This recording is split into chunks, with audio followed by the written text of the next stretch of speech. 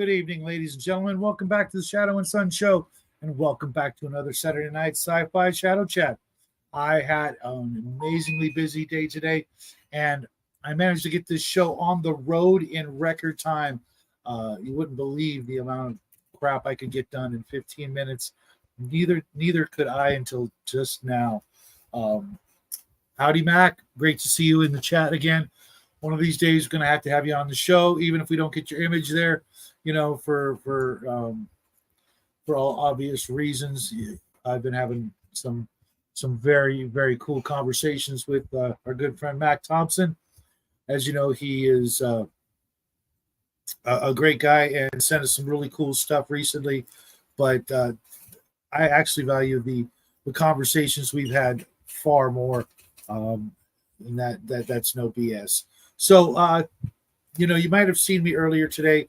Hanging out with Bo and Max and Mr. Max, and who else was there?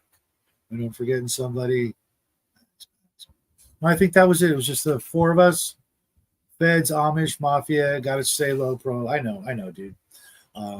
That's why I don't put out my name, because, to protect the guilty. But one of these days.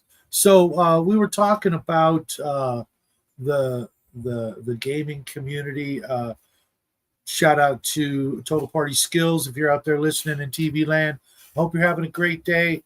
Hope everything is going your way. I really dig his stuff, even though I'll be honest, I don't dig everything, but none of us do.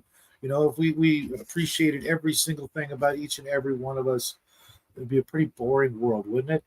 So the link is in the chat for anybody who wants to join us. I expect the usual, hosts of Yahoos to join me shortly. But, if new folks want to come in, links there.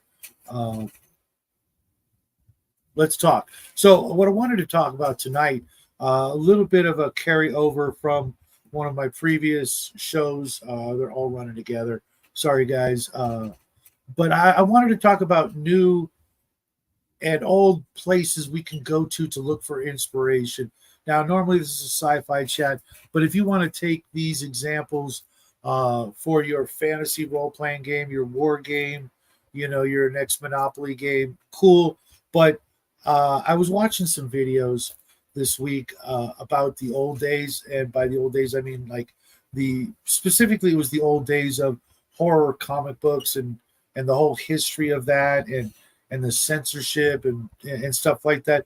But I want to talk about, places we can go to look for more inspiration.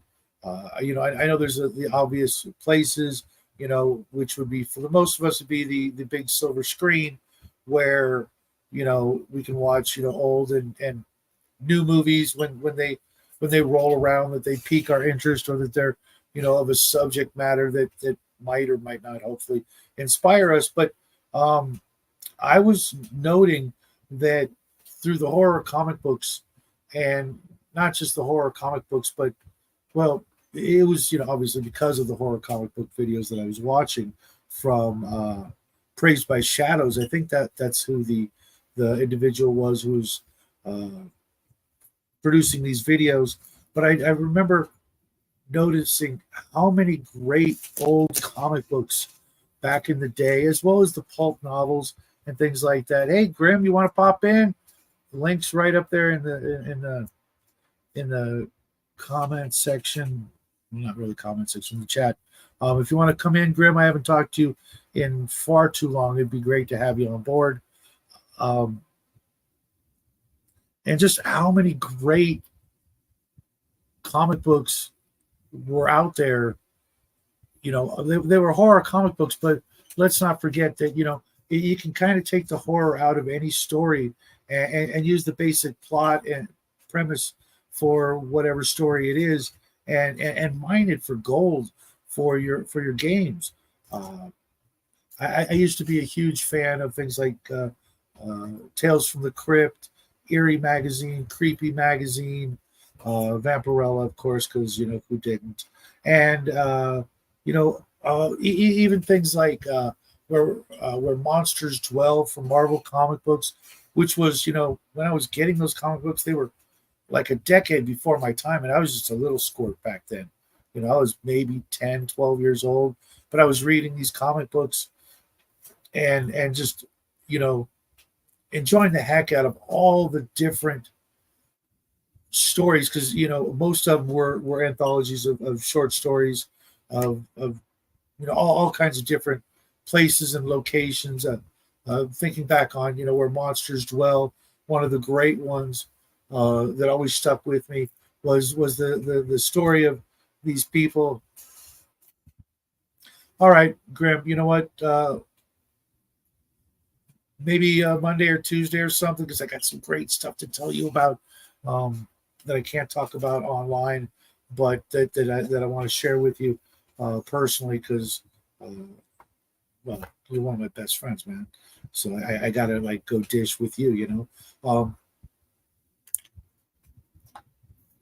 But back to what I was saying, there's this great story about these people, and I don't even remember the situation, but they were, driving around in their like hover cars and doing all this crazy stuff. And then, I think the last scene, it panned up to the sky, and they were actually looking at Earth, and you're thinking that they're on Earth, but they were actually Martians. And I love those little cliffhanger endings. Even if they're kind of brutal and gory and stuff like that. But the various different ways that they told these really interesting stories, and comic books especially. Hey, you know what? I invited you first, man. Give me a hard time, man. Literally, to be honest, I just woke up now it's 22 minutes ago. I tried to take a power nap, and I woke up like, what am I supposed to be doing? Oh, crap. I got 15 minutes to put on a show. What was I thinking? I set my alarm for 15 minutes prior to the show. And, hey, Omen, what's up, buddy? Maybe I should say that to him once he gets here. What's up, buddy? Hey. How you doing? I'm not sure why it says, let me tell you something. But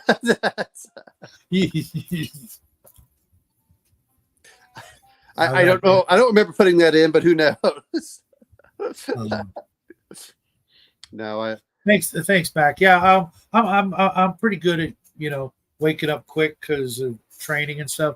But I was talking about the old horror comics, Owen, and it occurred to me that comic books were one of the greatest storytelling mediums, of all time. I don't know how much you were ever into them or not, but I was into the non-superhero. Well, okay, except Captain Carrot, but I was into the non-superhero comics. And the Zoo Crew, man. Yes, okay, that tells you. But I liked Warlord. Well, before they started becoming this. We both do, man. And I'm always going to be grateful once I can actually get to reading past the second issue of. Ullman sent me the entire Warlord comic book collection from DC. You want to say hi to everybody at TV Land? Hey, sweetheart. But no, I don't just from a visual medium, it's fantastic. It inspired a lot of us. I was reading the stuff from the old Warlord and things.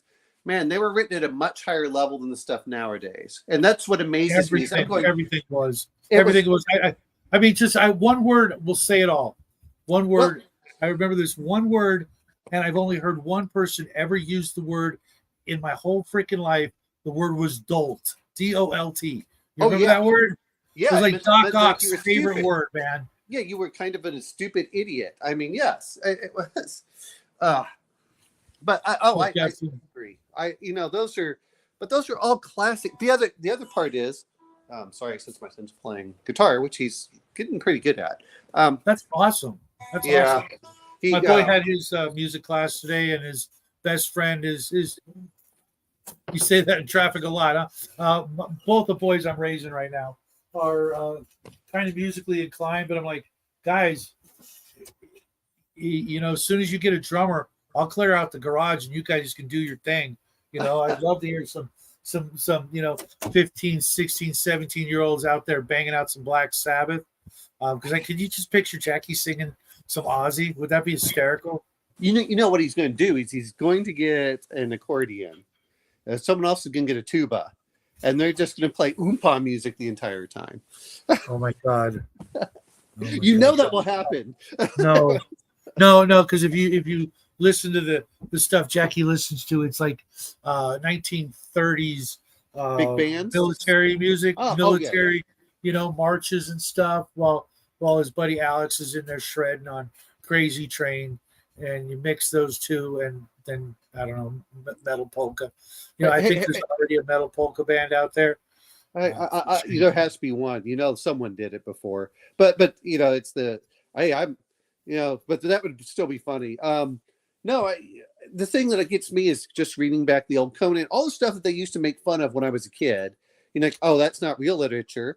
And I go back and read it now. Okay, so what, 40 years later? And I go, it was written at a higher level, and I had no problems as it being a 10-year-old because my mother had a good vocabulary.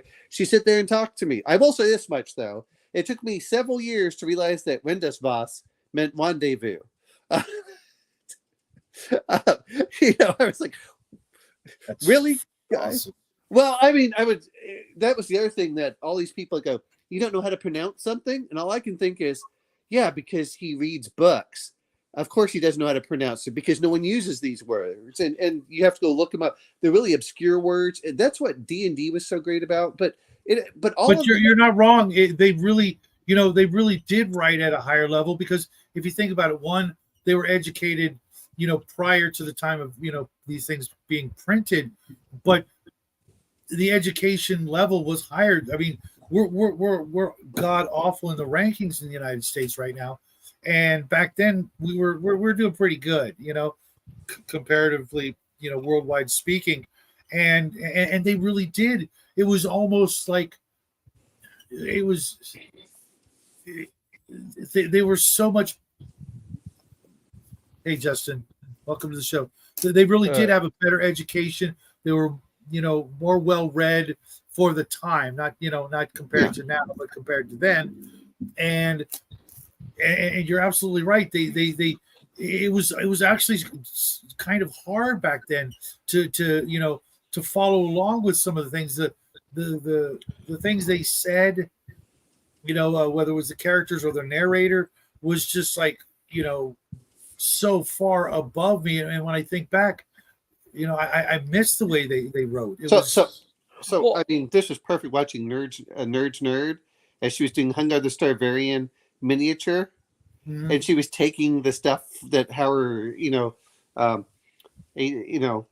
Howard wrote, and and she decided to convert it, and you're just like, and it was hilarious, but she did a really good job with it. And just the it's not just the words, it's also the way that they put them together. It was, it was so much the stuff that, and I said, I never saw the word sword. Well, that's not true because I was listening to Edgar Rice Burroughs and they used sword all the time. And I was like, oh yeah. But it's not something that people use nowadays. And you can tell that they wrote for enjoyment, for people who enjoyed to read. Yes. I also, I noticed this really first when I got my when I was in Scouts, right? I was in Scouts of Canada, and we got our handbook, and then I was looking at my brother's Cub Scout book, right, which is the junior one. Yeah. And in the Cub Scout handbook that he had, it taught you how to make a wood frame backpack and start a fire and all that stuff. But none of that stuff was in the Scout handbook. Really, it was really, really dumbed down. The more advanced course had less material in it. A half decade later, right? Well, a decade later. My brother's only 5 years older than me. So. Well, my son. Well, I remember going through Scouts. They were teaching you how to tie a tie. Just basic stuff. Yeah. But I things that were actually useful. And the problem that I found nowadays is that they're trying to get all those basic skills away from people. Time to ponder the reading. You know what, though? We say time to ponder the reading. I'm not so sure. I just spent the last 7 hours working on my farm. It's not that we had more time. It's just that we decided to use our time to read. Well, not only that, we had fewer distractions from reading. Yes. Yeah, there were less vectors of entertainment. Mm-hmm. I look at the, and I'm not saying it's anything negative, but reading the old Dungeons and Dragons, everyone's saying it's high Gygaxian. No, that's how they all wrote. Because if you read any of the old Avalon Hill, they wrote just like Guy Gex did, and that's what gets me about it. And think about, like, for example, the old radio shows. I was watching something, and it just blew me away how the whole family would gather, around the radio, and just shut the fuck up for a half hour, an hour, or whatever it was. You know what I mean? And just sit there and just absorb this just the audio. Nobody was, I mean, you could probably, break out your coloring books or play with your army men or whatever, but the whole family would just be centered around this, whatever show. Obviously, it was the Shadow, because that was like it, the biggest thing, bigger than we can imagine anything being right now, comparatively. And just sitting there, as a family, and enjoying this one thing, and then probably okay, they turn off the show, and then they probably talk about it for the next 24 hours, as a family, every chance they get or got, to reminisce or discuss whatever, radio drama or whatever, or even the news or whatever. It was just like nobody does that anymore. I mean, I know my family's totally guilty. Everybody is sitting around the dinner table with a completely different electronic gadget in their hand, and somehow they can focus on the volume of just theirs and listen to it, and nobody's So my aunt tells stories, when we were back there, and I don't want to get too much of this, going back to our original topic, but my aunt said that she was not allowed to talk at all whenever the radio came on, for like the one show. It was like, you're not allowed to say anything. And she's like, Dragnet. Yeah, well, she had to sit there, just like barely moving, like she had to sneak around the house or whatever she was doing, like, shh, you can't say, you made too much noise. So yeah. What was that? You guys ever watch the Drew Carey show? Yeah. Back in the day. Yeah. And I forget that one character. He was like, he was in Drew Carey's house, and he closed and locked all the doors and was watching something all by himself. And he opens up the windows and goes, "Okay, Babylon 5 is over. You can come in." Oh, I have a better story than that. I have a better story. You know what I mean? I was like, oh, that was. I have a better story. So I had a professor, and I didn't realize, and he said, "You're allowed to call me 24 hours a day, except when Star Trek is on." Okay. And then I took a class later with his daughter, and I didn't realize that was his daughter, but she was talking, and then she was talking. It's like, holy crap. So his daughter was going over. She said that she had a flat at the side of the road, and she calls him. Now, of course, she was in her 20s when this apparently happened, 20s or 30s. Anyway, she calls him, says, "Hey, Dad, I got a flat on the side of the road." He says, "Honey, I'm watching Star Trek. You'll have to call back later." Click. Oh, that's taking it too far. No. You know what though? Me and my friends, we had a kind of similar thing though. Is when Next Generation was on, it was like the biggest and only sci-fi thing that we could all count on. And despite how I feel about it now, back then, my friends and we would be like speed dialing each other during the commercials, just like, "Oh my God, did you see that?" Obviously we saw that. But I personally am of the opinion that the biggest thing that killed Enterprise was America's Next Top Model. I didn't watch it until way after it was over and on Netflix, because I just don't watch TV anymore, and that's been the way I've been. It just didn't interest me. I hate saying this, is I didn't really care about Star Trek. The other problem was you had Voyager. I was completely turned off from Voyager. Because and I know everyone jokes about it, but I said, literally, I would turn on, and every episode that when I would decide to go watch an episode was either the holodeck or it was a time travel episode. Yeah. Well, I mean, he's not wrong, but I just thought that was funny.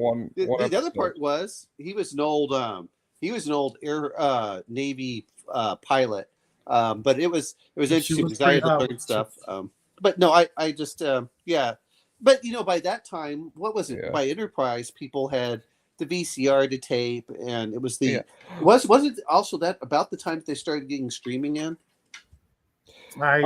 Streaming came just at the tail end of like maybe 5 years after Enterprise, because that ended 2000. Yeah, once Deep Space came on, I tried watching Deep Space. I couldn't get into it.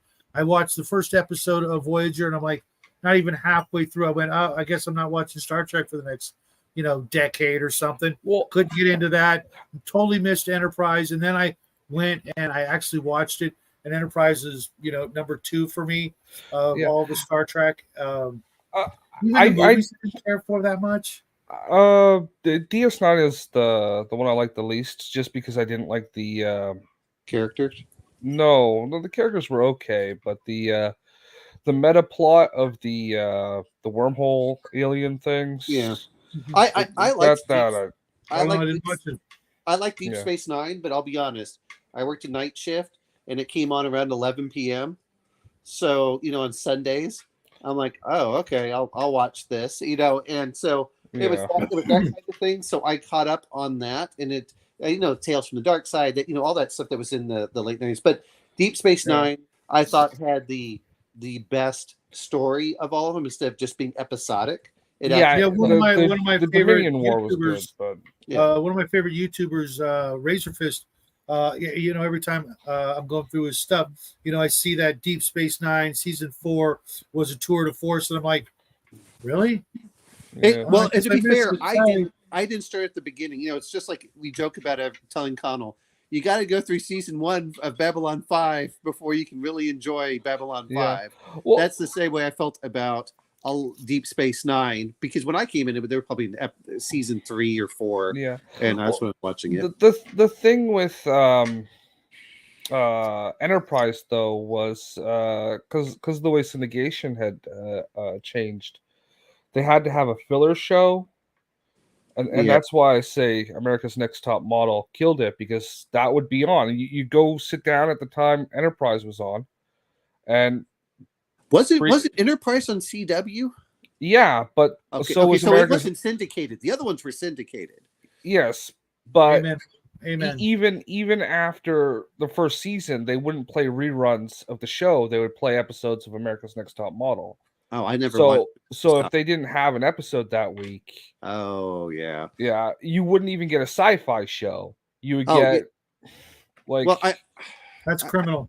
I like hot chicks, but I don't like reality TV, no matter how hot it is. Well, you know what though, is I just don't like all the drama. Anyway, Andromeda was good too, Mac.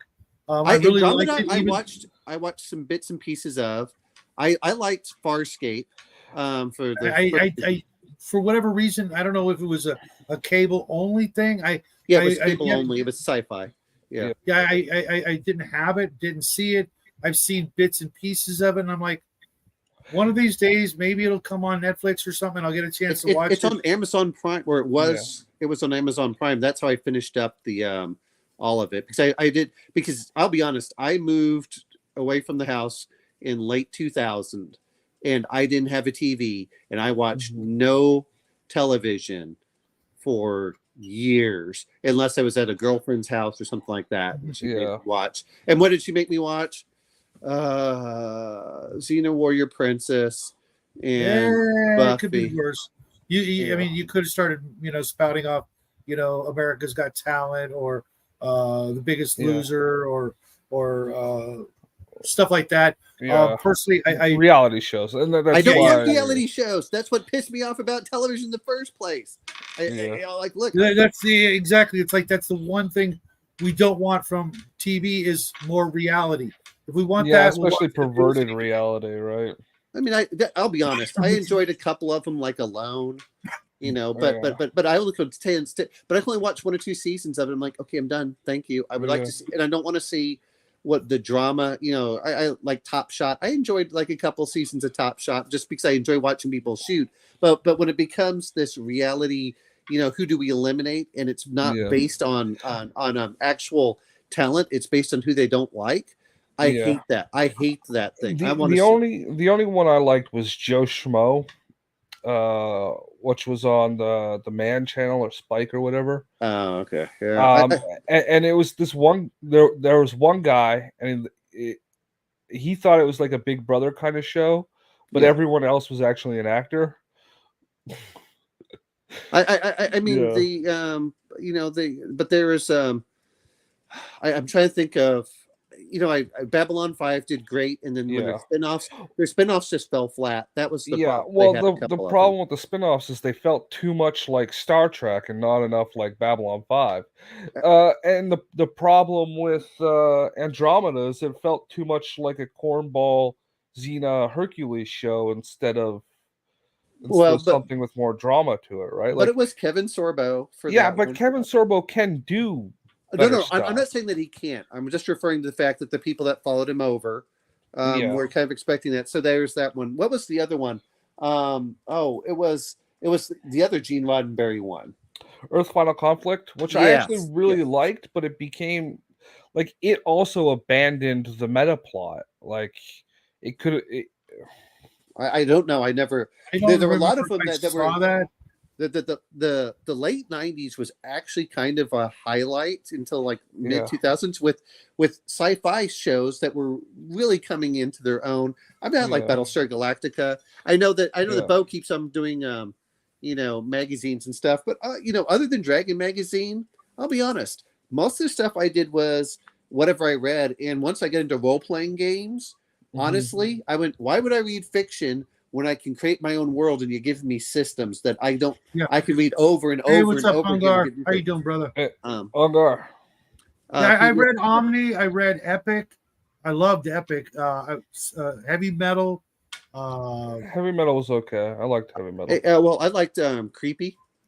Me, you know me. Never I've heard got of it. I've got my number one Creepy within 5 feet of me when I'm in the studio. It's one of my prized comic books. But what Speaking Bo of was which, saying, yeah. there weren't that many magazines that I was able to get a hold of Mhm. in the way of gaming. I had a regular influx of Dragon magazine for about a decade. I wish I still had them all. But when it came to gaming magazines, it wasn't until I started working at a comic book store when Magic was first coming out, and I had to kind of keep up on it.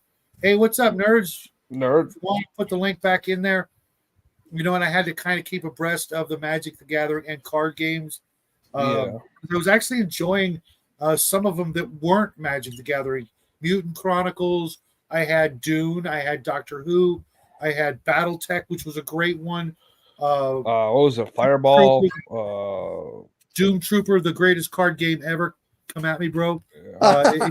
If you have not played Doom Trooper, you have Never not heard lived. of it. It was the I Mutant haven't played Chronicles it. universe. It was so much fun because have you guys ever played Uno? I know it's a dumb question, but the Yeah. game played a lot like that in the meta game where you're obviously you're pulling out troopers of different factions trying to arm them up with weapons and vehicles and all kinds of cool crap.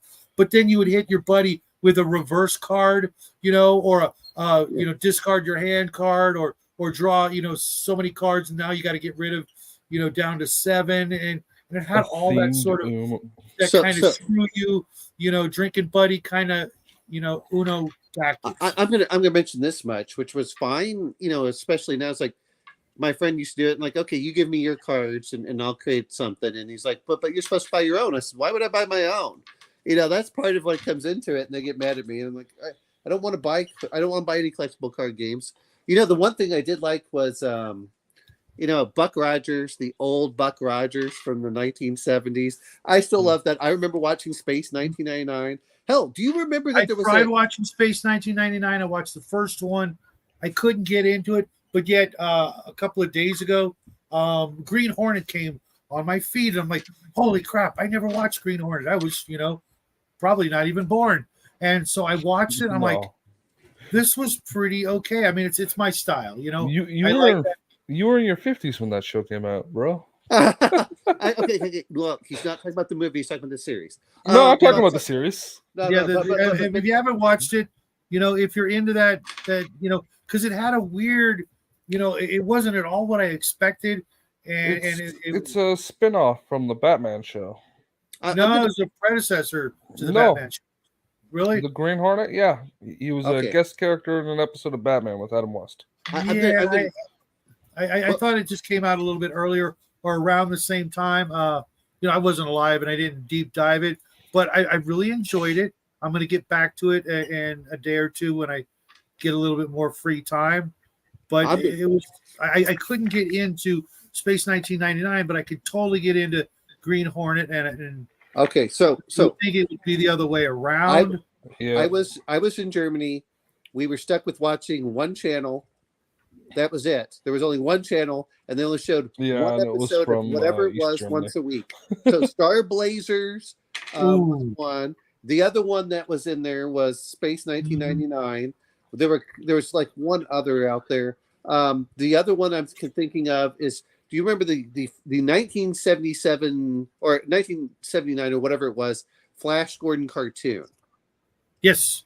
Well, you mean with the other characters as well, Defenders of the Galaxy or something like that? I don't remember. It's been so long. I haven't seen. I think that's it. Had 40 years. It had Mandrake the Magician and the Phantom in it. If that's the one, then yes, I loved it. And who didn't love the first Batgirl? Nerds, link is there if you want to join. She's all over the place today. Whatever. You know. What I wanted to say was back in I think it was the 90s, I lived in Virginia, and we literally only, for whatever reason, without cable, we only had like 3 TV channels. And because it was such a military town, you guessed it, Gomer Pyle was on like all day. Well, you know what? Day. I didn't like it as a kid. I hated it, knowing what I knew about the military. No, the actor. What's his name? The guy who was I know the who played Gomer. Oh wait, I'm sorry. Gomer Pyle was the different one. I'm thinking of what he came from, which was the Andy Griffith show. I've told some of you the story about him and another actor and some really obscene activities. And once I was like, I could never watch that show the same way again. Cartoons were in there. I'm going to mention, the other stuff that comes in. How about we just talk about the ancient classics like the Aeneid and the Odyssey? You know what? That reminds me. I found my copy of the Iliad. A little bit of Mayberry, a little bit of Gomer, then Hogan's Heroes. Hogan's Heroes was my favorite until my dad came home one day and told me Bob Crane died, and because he worked in Hollywood, he told me some other stuff that I didn't want to know about Bob Crane. And I actually saw in my YouTube feed the other day, Bob Crane, the keeper of Hollywood secrets, and I'm like, no, enough. So that's when I started going into these, watching old shows and doing anything but watching, news and crap like that. I started doing the horror dive in the comic books. But we're talking about those. So those those old things. I mean, the Flash Gordon from the 1930s, which I've only seen bits and pieces of, and then the movie. Oh, you're missing out, dude. And not only that, and to Shauner's credit, I took a look into the old, like Gold Key or whatever comic book company it was that did the old Flash Gordon, and they did the old John Carter and Buck Rogers. Oh my God, there's so much. I mean, it's campy as hell because, but it had some great ideas that obviously were mined by other people to use later on. But there's still stuff out there, old and new, that we can mine the hell out of for any genre. Now I got a question for you guys. If you're not mining the past, you're not writing good stories. Mm-hmm. Right. Mm-hmm. When I was in elementary school, you guys may remember like the Dick and Jane books. I never saw Dick and Jane books. I was reading I was in 4th grade reading the Lost Continent of Mu. No. These were the school books. These were the school books that we were assigned, like our English. No. I never had those. I didn't have those. I was reading. Okay. Maybe Mac might remember. Yeah. Well, welcome to the show, Wave of Mutilation. Wave of Mutilation. We had the story. Love the name, bro. We had the story. In one of the books that wasn't a Dick and Jane story. I wish I could find that book. I remember what it looked like, but I can't remember the name of it. But it was an elementary school book, and there was this one story. And I want to say it was Jason and the Argonauts, but I don't think I'm right. Hey, Raven, where you been? Been waiting all night for you to at least jump in the chat. And there was a story about these guys who were a crew of a sailing ship, right? And they went into space. Okay, and this was way before Spelljammer, but this was supposed to be like a excuse me. This is supposed to be a real like mythological story from from somewhere else, but they were putting it in the book for the kids to read. And the crew of this ship were literally fighting like broccoli men and carrot people, and it was just like and asparagus people and insect people, and I'm just like, what the hell is this? And as a kid I was like weirded out, but now when I think about it I'm like, man, I would love to be able to get a hold of that book. It was a purple plastic, one second, Al, you're wrong. Jason was in space. They made a whole movie about it. It's called Jason. It depends on the type of Jason. I thought it was Jason. Yeah, different Jason. But Baron Munchausen, I only remember the movie. I never read the book, but maybe it was that. But if anybody out there, if that sounds even remotely familiar with people fighting, vegetable people and insect people. No, I never saw this Dick and Jane stuff. Not once. Not. But I did get to see dinosaurs, which were a big thing. I used to go to the school library, which is funny and what they allow 10-year-olds to get at the time. So I was reading all of the old fables on werewolves and vampires when I was a kid. So I read all the books that I could find in our school library on those. And then I was also reading all of the mythology books I could find about the Greek gods. Well, no, this was required reading, not like go to the library kind of reading. This was literally, this is our assignment for this day. We're going to read this story, or you have until Tuesday or Wednesday or whatever. No. But they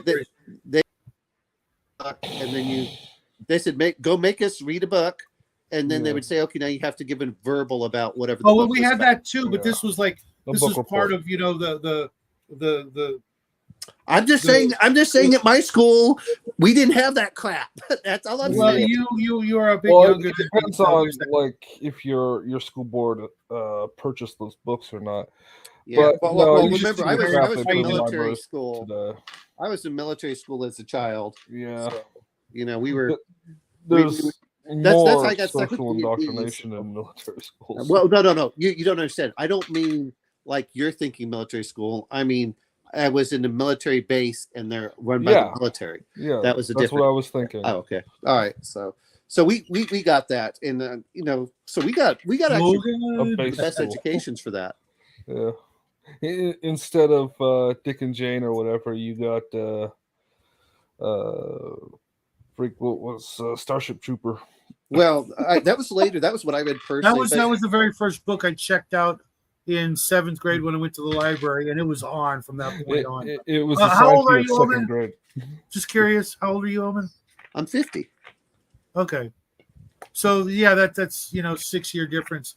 I can see. Yeah, he's younger than you by 60 years. I also grew up, all the places I went to for most of school were generally either next to a military base or inside a military base. Mm-hmm. And so, but that said is we got, all the D&D stuff. I read wasn't that a TV show, Robinson Crusoe on Mars? Like a black and white TV show? I think so. I know there's 101 Robinson Crusoe. I'll mention this much, which they don't talk about, is stories. Some of the inspirations, which were not from books, was of course being around the military the entire time and seeing some UFOs. Those were like I saw the B-2 bomber. It's swamp gas, bro. It's just swamp. Sorry, gas. Doodle. I'm reading them, but I assume everybody else is reading them. I'm trying to keep up, but I was trying to think of something, and I brain farted. No. We just ignore you. Hey, Doodle Squatch, we just ignore you. That's all. Yeah. I already catch every in there. 70 Nerd. 80. I am. I had to go make a drink, but I am here now. Oh, I see. Cocktail hour. You're going to get hammered while we try and have a civilized conversation. I got you. You want me to put up with you sober? I don't know. I've been sober for about 12 years now. So. Oh, congrats.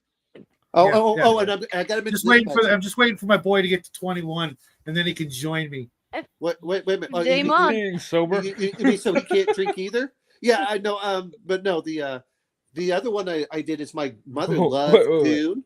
My mother loved Dune, so I always got that with her, and then she'd sit down and actually read a lot of these books to me. No, it wasn't in Heinlein. The plant monsters were in Edgar Rice Burroughs. Heinlein had some sort of plant. Guys, that's what we've been talking about for 40 minutes is reading. And you know what? Owen, you said ERB at 10. I was 10 in 1977. Literally as a kid, from my first 20 years, 1977 was one of the best. That's when John Carter came out. I believe Savage Sword of Conan came out. Heavy Metal Magazine, Micronauts, Star Wars. I forget which Planet of the Apes movie, or by that point I'd seen all the Planet of the Apes movies and was needing more. Okay, so I gotta say this because it was my 10th birthday. Someone got me the book Edgar Rice Burroughs. It was the 10th one. What was that one? Was it Land of Gathal or which one was that? No, I thought it was. Actually, I've got them right here. If I can make my way. But anyway, it was the 10th one, oddly enough, and it just so happened that the kid ruined the cake. He thought it was funny. Doodle, welcome to the club. And I punched him. I punched him in the stomach, and I feel so bad about that. 40 years later. Actually, no. I quit drinking because of my boy.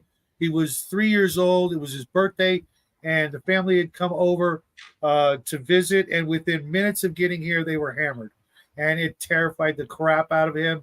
He couldn't understand what had happened to his family. They come in, to wish him a happy birthday, and then 20 minutes later, they're like, completely different people. And I looked at my beer and I went, last one.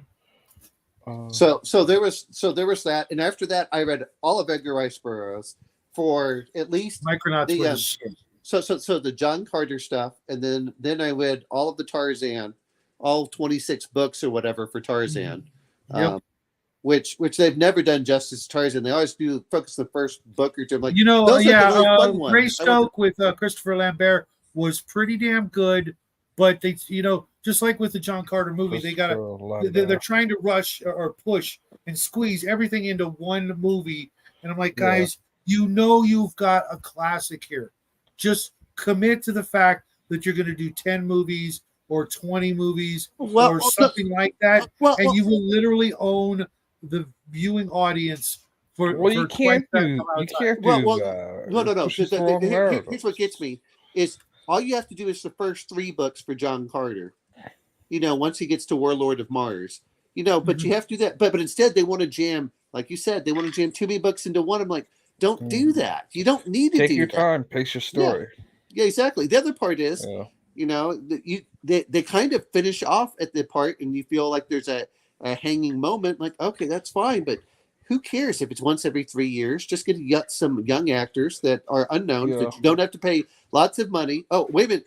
I'm sorry. That's what George Lucas did. And and especially these days where you can contract them to not use their face. No. CG over their head. You don't even have to do that. You just simply say, "Hey, look, you're going to do this," and they're like, "I'm a young and upcoming actor. I'm not anything special." You tell them that. No one knew Mark Hamill. No one knew who that was. Well, when they did John Carter. It wasn't as bad as I thought. My friend liked it, but they did a terrible. They rushed too much stuff. I don't think those ships were in the first book. I can't remember. Yes, they were. There were ships. There were ships. But I really didn't like the ships. I didn't like them for John Carter. They were great for anything else, but they just weren't very John Carter. There was just too much going on. I thought they were like. I thought they did an They were too awesome. They were literally too awesome for what we had read about. I thought they were just too busy. They could have been like. Well, they were rushing everything because the very first book is going over with the Green Martians, and then later on he comes in there. But no, I loved it. What was the one that was the Greystoke or whatever? The one where they had Samuel L. Jackson in it and Margot Robbie. I thought that one was pretty good. I don't know. because they ignored the whole front story. They're like, you already know who Tarzan is. Let's actually tell a story about something besides how Tarzan became Tarzan. Yeah. There are too many. And that's I think the problem with some of us. They always want to create this origin story. Like we've already heard the origin story 45 times. Could we just get along and actually go forward with it? Well, and that's the thing is like they'll go, we're going to do Tarzan, right? We've got a plan for 3 movies. We got to knock out the first one, but because everybody knows the first one, what book is this? Can so you give us a title? I don't know which one this is. And I've read quite a bit of Burroughs. It does Cave Girl, shit in the anybody? box office. Cave Girl was absolutely. Hey, Mac, I'm not going to say that there's disappointment because I'll be honest. I didn't read Conan until the last year or the last 2 years. I mean, I was familiar with the movie, but I also have been reading Eric of, the Elric series. And now I'm starting to go back for some of the old stuff. Such a good series. I'm telling you guys. Go ahead, nerds. Just real quick, and not to put too much of a target on myself again here, but what target? who is ERB? Edgar Rice. Edgar Rice Burroughs. Yeah. And I should know that name. He wrote Tarzan. He wrote Tarzan. He wrote John Carter. Oh, okay. Yeah. I'm checking. I'm up to speed. And believe it or not, I live in California. He didn't write Tarzan. He picked up the title. Kipling wrote Tarzan. The city Tarzana is actually was originally started by his family, and they named this town Tarzana because that's where their big family estate was at the time. That's how big Tarzan was back in the day. The 1950s was all Tarzan. We all saw the different Tarzan movies that were out there, but it was classic pulp. I'm not saying that the last ones were that great, but I think there were like 26 books of Tarzan. Yeah, always halfway through a sentence, bro. I know. It's but there's so many great stories, and they were all pulp, and they were actually written probably. What's funny is they were written at a male audience, which really is not known for reading. And yet those were all the books that the kids would read and stuff back in the day. And they all went through. Burroughs actually wrote a lot of Westerns as well. And that's, that you would think if you knew anything about him, you would have thought that his Westerns must have been the thing that got him his name on the map, but it wasn't. No, they didn't sell that well. No, I know. I'm trying to get them all to read them just because I want to read everything by him. Because I really enjoyed his work, because I'm still new to his work. I'd read a bunch of Tarzan and a bunch of John Carter, but reading his other stuff really, gives sort of an insight to him. Like the first time you read a Solomon Kane book, it's very similar to that was a great book. Oh God, I just read The Dying Earth this last year. It had been in my collection for decades, and I never got around to it. Who wrote that again? Jack Vance. Jack Vance, The Dying Earth. And I know that Shadow always looks for stuff, but I always try finding the ones that are like unabridged, like 700. Oh, I hate abridgments, man. I fucking hate abridgments. Yeah, but I try to find the unabridged ones that have multiple in there. And this is the one thing. In audiobooks. Well, of course we all learn about Lovecraft. That's got all the Kuggle stories in it as well, right? Let's see. This one has The Dying Earth, Eyes of the Overlord, Kuggle's Saga, and Rialto the Marvelous. Yeah, okay, I've read all those, and fantastic. The first one's the best. But I'm on page 100. Whatever it is I can't get past page 100. Okay, you definitely can come back, nerds. You can definitely come back.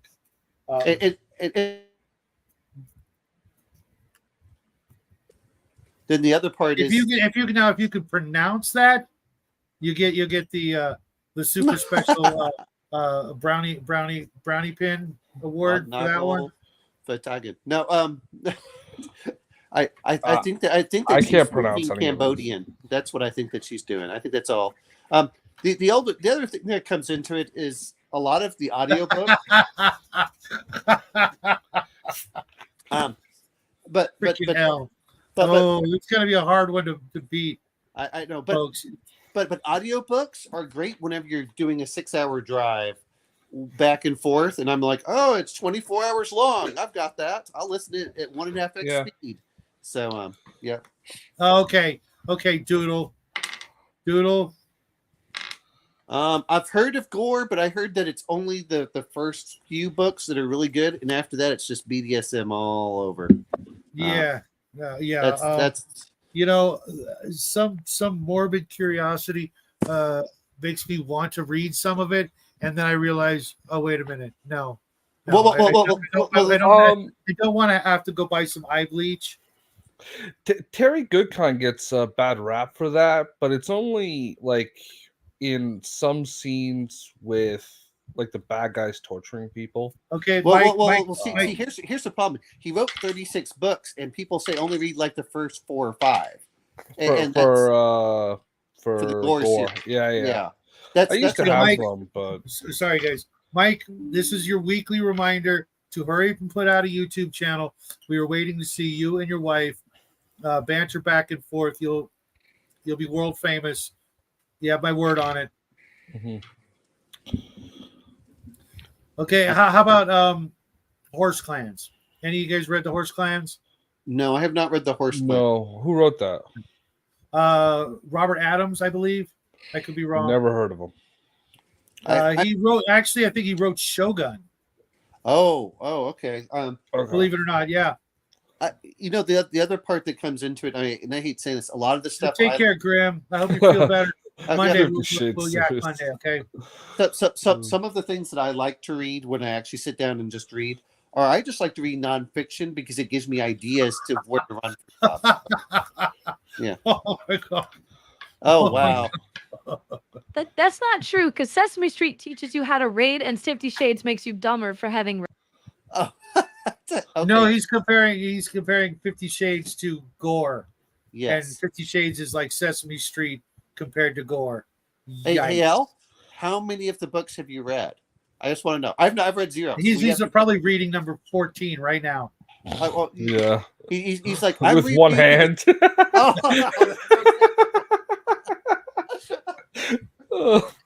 He's like audiobook only. I gotta keep everything free. Every Gore book comes with a bottle of Vaseline or whatever. A tub of actually I forget who I was watching, but we were talking about Gore, and apparently that's actually more popular with the ladies. Yeah. Its demographic is mostly female. But then again, romance novels are the same way. Yeah. So a nerd's nerd. Why do you think the ladies like the BDSM so much? Wow. So I finished my first drink, so I'll give a couple high-level thoughts here. Statistically, generally speaking, women are more interested in actions, whereas men are more interested in features on a person. Which is, I think, also overlaps why so much of the female-oriented erotica is literature. It's reading, it's imagination, thinking of the acts, whereas that targeting to men is much more visual. Oh, wait a minute. What are the top 5 archetypes for women's erotica? Billionaire, surgeon, vampire, werewolf, and pirate. It's right. Yeah. I kind of want to know why you know that. Because I was listening to Dr. Peterson talk on one of his things, and he was mentioning Jordan. Jordan Peterson on one of his. Okay. Remember, wash your penis, Bucko. You can buy that shirt from me. Features Dr. Kermit Peterson. Dr. Kermit Peterson. Wow. Hey, we already talked about Farscape, so we already had the Kermit covered. What were some of the other... I mean, most of my stuff has come from movies that have really inspired me more than... Sorry to hear that. But the books that I did enjoy were almost always nonfiction, because I'm like, where can I go with this? I've heard a lot about the books, not that I've read them, is the what's his name? Is it William Gibson that Really? did cyberpunk stuff? Yeah. William Gibson did Neuromancer Yeah, and the Code, whatever, or something. yeah. I mean, he did that. Yeah, Snow I'm Code or I'm whatever. having a harder and harder Snow time Crash. reading sci-fi books than I used to. I find when it comes to sci-fi, I need a lot more visual. Has anybody ever noticed that? Well, I'm an engineer, so I like to see things visually. So Yeah, that's I like a But good like piece with of fantasy, artwork. you know, with fantasy literature, I can read that crap all day long. You know, like the Ravenloft stuff, because I could picture that stuff in my head.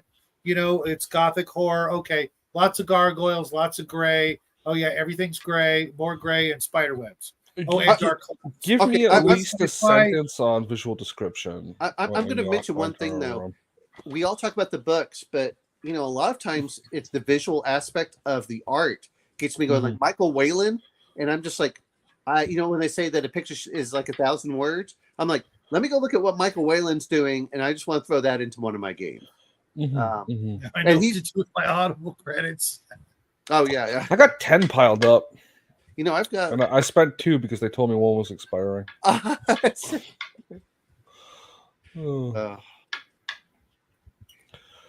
Well, yeah, I think that's it, Doodle. Mac. I want to see stuff when it comes to sci-fi. I want to see stuff I've never seen before. But in fantasy, it's a lot of the same images, just mixed up and used differently. You know, okay, a dragon. Okay, I know what a dragon looks like. But you know, if you tell me, you know, like the Sarlacc, and I've never heard of the Sarlacc before, I need some really in-depth descriptions of what that is. Yeah. Or something, you know, or they tell me about, you know, a hover car or something like that. Okay, yeah, I can kind of throw in my own, but it's going to look like the Jetsons car or something like that, you know. But if they show me it and it's vastly different than that, then I'm like, you don't need an image to show something either. You can describe it, just don't do it poorly. You know, like that's the difference between showing and telling. Right, but you can tell it just has to be well written. Well, you know what though, is like I said, Michael Whalen did the fantastic. Well, I liked him. I like the stuff that he did for Edgar Rice Burroughs. I just like his style. It's more hyper realistic. I like his colors, but everything that I look at it is that's a world I want to go to. That's a world that looks dangerous. That is, you know, that's what inspires me. No. If I'm teleported to another reality, it's got to be the Barbie universe. I'm just saying. I every day of the week, I want to be lounging by the edge of the pool, drinking a cocktail, brought to me by Barista Barbie. Well, you know what though? You know, the only problem. Well, I guess it already applies. Is there's nothing down there, Justin. So I'm okay with that. I'd rather be comfortable as a neuter than eaten by a monster. Well, this comes back to, you know, when we talk about inspiration, I'm going to talk about, you know, my favorite Star Trek is still. It's, you know, my favorite Star Trek is still Galaxy Quest. Okay, Galaxy Quest. Yeah, I do not want to get turned into bone mash by some cultist. Just rule number one. Well, I just love that. You know, just well, that's cool, guys. You know, what's their problem? So, nerds, what's some of your favorite sci-fi to read or watch? Yeah, so I am pretty new into the genre. I mean, I've been aware of it and, you know, have a conversational knowledge. To be honest, I've mostly been on the fantasy side historically. But my intro to sci-fi was, you know, on the table where I'm moving into BattleTech. From a gaming perspective, as far as reading and watching, I mean, there's some classics out there that are always fantastic. I like reading.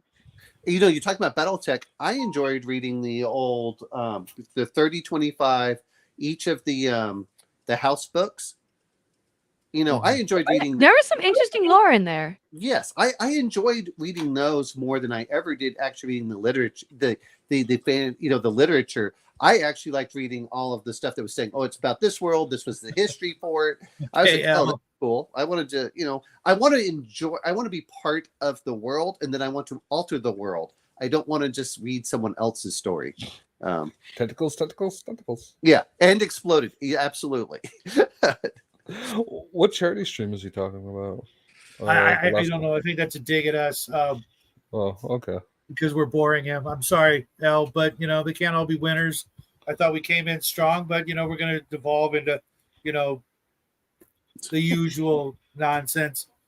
I was just trying to offer up some places people could go Yeah, to our mind find ideas. to find inspiration. Even if even if you're running a fantasy game, because that's one of the things I wanted to touch on was that I'm like right now. You guys know I'm reviewing Ravenloft, but every once in a while I'm reading the Ravenloft game books, I'm going, oh, that gives me a great sci-fi idea for my next sci-fi campaign.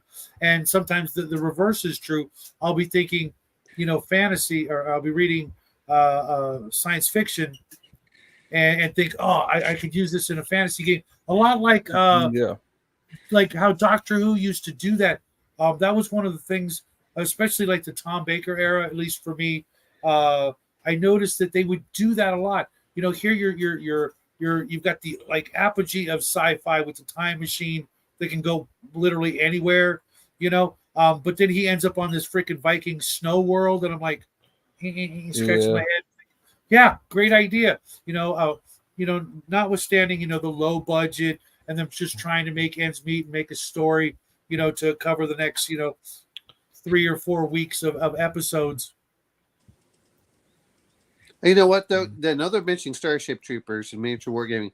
You know what? I was used to chits, and and I thought that was really cool with that Star Troopers Avalon Hill game, was where you could actually get the chits, and then you would, the other player would draw the bug, where the bugs were. I thought that was so cool. For me, it was always ideas that I wanted more than reading the literature, and so games were always right up there. I mean, not that I've played, but I know that you used to have it above you, and maybe you still do, Shadow. It's right back here. No, actually, I put it in the garage. Twilight Imperium? Twilight Imperium's right here. Yeah, but that's my point is, those games always got me inspired for stuff, and you read them, and let's be honest, whether you like it or not, the original Star Wars, and then a lot of the stuff before, the late 90s was really good, and then I enjoyed watching probably up to the Clone Wars, cartoon, and that's about it. But some of it is the music just took me back to being in the movies, and that's a big thing of why I love soundtracks, or which it is. But I agree with you. And then the cartoons from the 1990s, whether they were the superheroes, which they actually did a good job for some of that. I always loved having that. I really think X-Men was good. I think the 90s were Batman probably the highlight of American culture, oddly enough, when you look at all the things coming out. I definitely recommend you read the book Armor by John Steakley. Okay. I'm trying to get through the Bolo novels. Bolo's okay. The first one, it was kind of weird. It's not what I was expecting, but at the same time, it's like, okay, you got to start somewhere. And obviously a lot of other authors took over afterwards, which is kind of interesting that something like that would happen with a series of books that never became a movie, a TV show. I know it became it's older. really popular in the sci-fi military writing. Yeah, I've got a lot of friends. Zero Option, who has a really great channel, which I don't know what the heck happened. I got to go bug him. But if you the military guys that are in tank units, freaking love that shit, and I can see why. Martin Pax was it never became a movie or a TV show or a cartoon, but yet other authors took over it. If you like Starship Troopers, you'll probably like Armor. It's in the same vein, just a little more psychological. It's more on the ground than in the barracks. Well, I mean, I'm going to mention this because all the stuff I've ever read from Heinlein, he writes the book, and then at a certain point, he just gets bored with it and just stops. You're like, oh, come on. Well, I kind of get it because at the time he was kind of like a rock star and he could get away with that crap. No. Starship Troopers was 1954. That is not what got him the big. That's not really what's rocketed him to fame. What rocketed him to fame was A Stranger in a Strange Land. Yeah. But Starship Troopers. I mean, I read that one. I read Glory Road. I liked Really? Friday.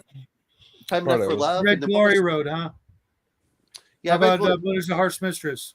Yeah, I read The Moon is a Harsh Mistress. R's for Rocket? No, I haven't read everything. At a certain point, it's like, all right, dude. It was weird how he went from, certain books to be able to actually, because like R's for Rocket was like, it was like a kid's book. They call him they call a series of his books are literally called the juveniles. Mm-hmm. And they're meant for like teenagers or preteens. And then there's like his later work, which is not referred to as the juveniles, which is a lot of like hippie free sex kind of crap. Well, so let's see. Well, it's weird when he starts Number having of the Beast, sex with himself that sort of and thing. the clones as female clones. But the other part that always gets into it was what was it? Heinlein, Asimov, and Clark were the first ones to really bring science into science fiction instead of just making pure fantasy. That was the Romanticist period that they derived. I grok what you're saying. Diverted from. Yes. But I did enjoy the ideas that he was bringing into it, and I felt the same way with Edgar Rice Burroughs when he talks about going to Mars and there was lower gravity, because most people just ignore that stuff. And I always feel like, oh, that's there's that. Wait till you read his Carson of Venus. It was actually pretty good. I mean, it was wrong, but it was very good. I don't care if things are wrong. I want to live in those kind of fantasy world, heroic pulp action stuff. Instead, Carson of Venus is right there, man. Wow. You definitely should read The Empire of Man by David Weber and John Ringo then. But that's why I play role playing. Really? If I want to play hyper realistic, send me a link, man. I won't forget it. I tune out. I can't find my pen. Oh, me? Yeah, you. Okay. Appreciate it. Like, do you want it on Audible or? No. Sure. If you could find that, yeah, I could use something good to listen to. That's okay. Not on YouTube. Do you have Audible credits? No, I don't. Okay, I'm going to mention this. I thought you meant like an audio book, not on Audible. Every so often, and I don't mind the Audible because I've been keeping up with it because I usually listen to it once. I used to love martial law, Doodle. Okay, so one of them that I did was is they usually have a special deal. We get it for like $6, and then after you decide to cancel that one, they'll give it to you for like another 4 months for 99 cents. I'm like, I can get an Audible book for 99 cents. Well, even the regular price, you're not buying an audio book or even like a decent hardcover for that price. Oh, I know. Well, and my whole thing is, even if it goes away, at least I listen to it. And you're supposed to remain keep access to the things you've purchased. Well, I do. After you've canceled. I do, but I'm just saying that even if it goes away, I've gotten my enjoyment for the 99 cents, which is less than actually paying for just renting a movie. So I'm like, and I tend to get books that are like 20 hours long. So So hey, nerds, just out of curiosity's sake, what you drinking? I am drinking an old fashioned. Ooh. So how long have you been an alcoholic, and when do you plan? My entire adult life, or at least since I was in the Marines. I managed to kick smoking, but not drinking. Well, I'm just messing with you. I managed to kick drinking, but not smoking. And I just never get into either one. So yeah, I hate saying it. It's people like, oh, try this alcohol. I'm like, yeah, okay, fine, but I'd rather just have regular lemonade. I think it tastes better. And, part of it is I don't have the same effect that a lot of people do by having a positive I don't get euphoric with drunk. I get tired and I get antisocial. I'm like, well, just leave me alone. I want to go to bed. Well, no offense. That's how I normally am. So No. I don't buy that for a second. But that's how I become when I drink. Is I'm like, I don't want to be around. Oh, okay, when you drink, yeah. Because normally when I drink, you're like one of the most social guys I know. So yeah, don't drink, Omen. Oh no, there's that one. I don't drink coffee either, or caffeine. I don't like, I do a little bit, but I try to avoid it because I want to get more sleep. Really, Mac? Because coconut rum Malibu rum is my DOC. When it came to drinking, I don't know why, because I'm not a big fan of coconut. Other than I suppose I can eat like almond joy every once in a while. But I don't do coconut milk or any of that crap. So when I do use alcohol, it's always in cooking, and I like it when things can catch on fire. So that's just me. Who doesn't like that? I mean, I was just talking to someone today about the Dragon Breath rounds and how I need like a case of them. Oh yeah. Alas, they're not allowed in California. I love people who want it for home defense because it's like, great, you just burnt your own house down with the dude's corpse. Oh no, I don't want it for home defense. I want it for other things. So I'm going to bring this up for shooting people on the street. I mean, I would love to burn my the crappy Johnson grass on my property. I just don't want to light up my neighbors. So that's what I try to avoid. Otherwise, it'd be like Dragon Breath round would be awesome and cool to go burn some certain areas off. I'm like, look, right now everything's plowed, and so there's like no vegetation except in this one strip. Hey, Mini Warbot, how's it going? Hey, where the hell's Brian? Did we wear him out on no idea. Like, what the hell, Brian? I hope everything's all right, because he had to bow out of something tomorrow because of family stuff. So, like I said, I hope everything's all right. Okay, so I sent you the Wikipedia article on those books. Oh, okay. So you can find them wherever you find your books. All right. I recommend locations. Hey, nerds, will this work for Max so he can make one and join you? Technically, any whiskey works, in my opinion, as long as it's bourbon. It qualifies by the classic definition. Some people like rye whiskey. Difference is usually 7 orange peel. I use a lemon peel. See, Nerd is not an alcoholic because she takes like 2 hours to make her drink. Yeah. You're an alcoholic it takes when 30 seconds. Oh, okay. It's one of the simplest cocktails ever to have been made. You're an alcoholic when it's too much effort to pour it into a glass. I was almost at that point. I will go through a large quantity of alcohol rather quickly when I drink. When I was younger, I used to drink a case of beer and a pint of Jack every day, and this was before I was 21. And now you got Jackie doing that, and why do you have to wait? Why does he have to wait to be 21 to join you in the sober wagon, man? Well, because that way he'll either be in the military and already doing it on his own, or just getting out of college and to join you on the sober wagon. That's backwards, bro. So I'll mention this much: is my son's mother would brew beer and stuff, and what was funny is that she I told my son one time, like, would you like to try some? He's like, no. Enjoy, Mac. Yeah. I know how that's made. Yeah. Well, that was what he liked to do was after she was done with the bottles is he would fill them full of water and then he'd walk around pretending he drank alcohol. That was his thing. But I did one time, I got, what is it? It was like a gingerbread martini or something. I'm like, here, would you like to try one when we were in Hawaii? And he's like, nope, don't want to touch it. I was like, all right, son. Weird. Now I like myself a good apple cider, but that's just me. I just like anything that can catch on fire. I throw on a fire and watch it like flare up. That's what I like about it. Hey, what's up, Connell? Connell.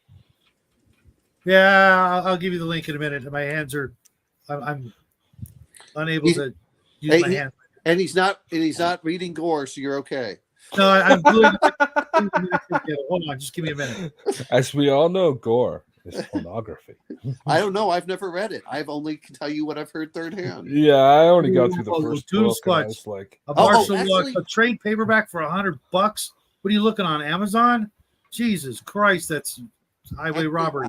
I what can book? buy. I'm- I can buy 2 of the hardback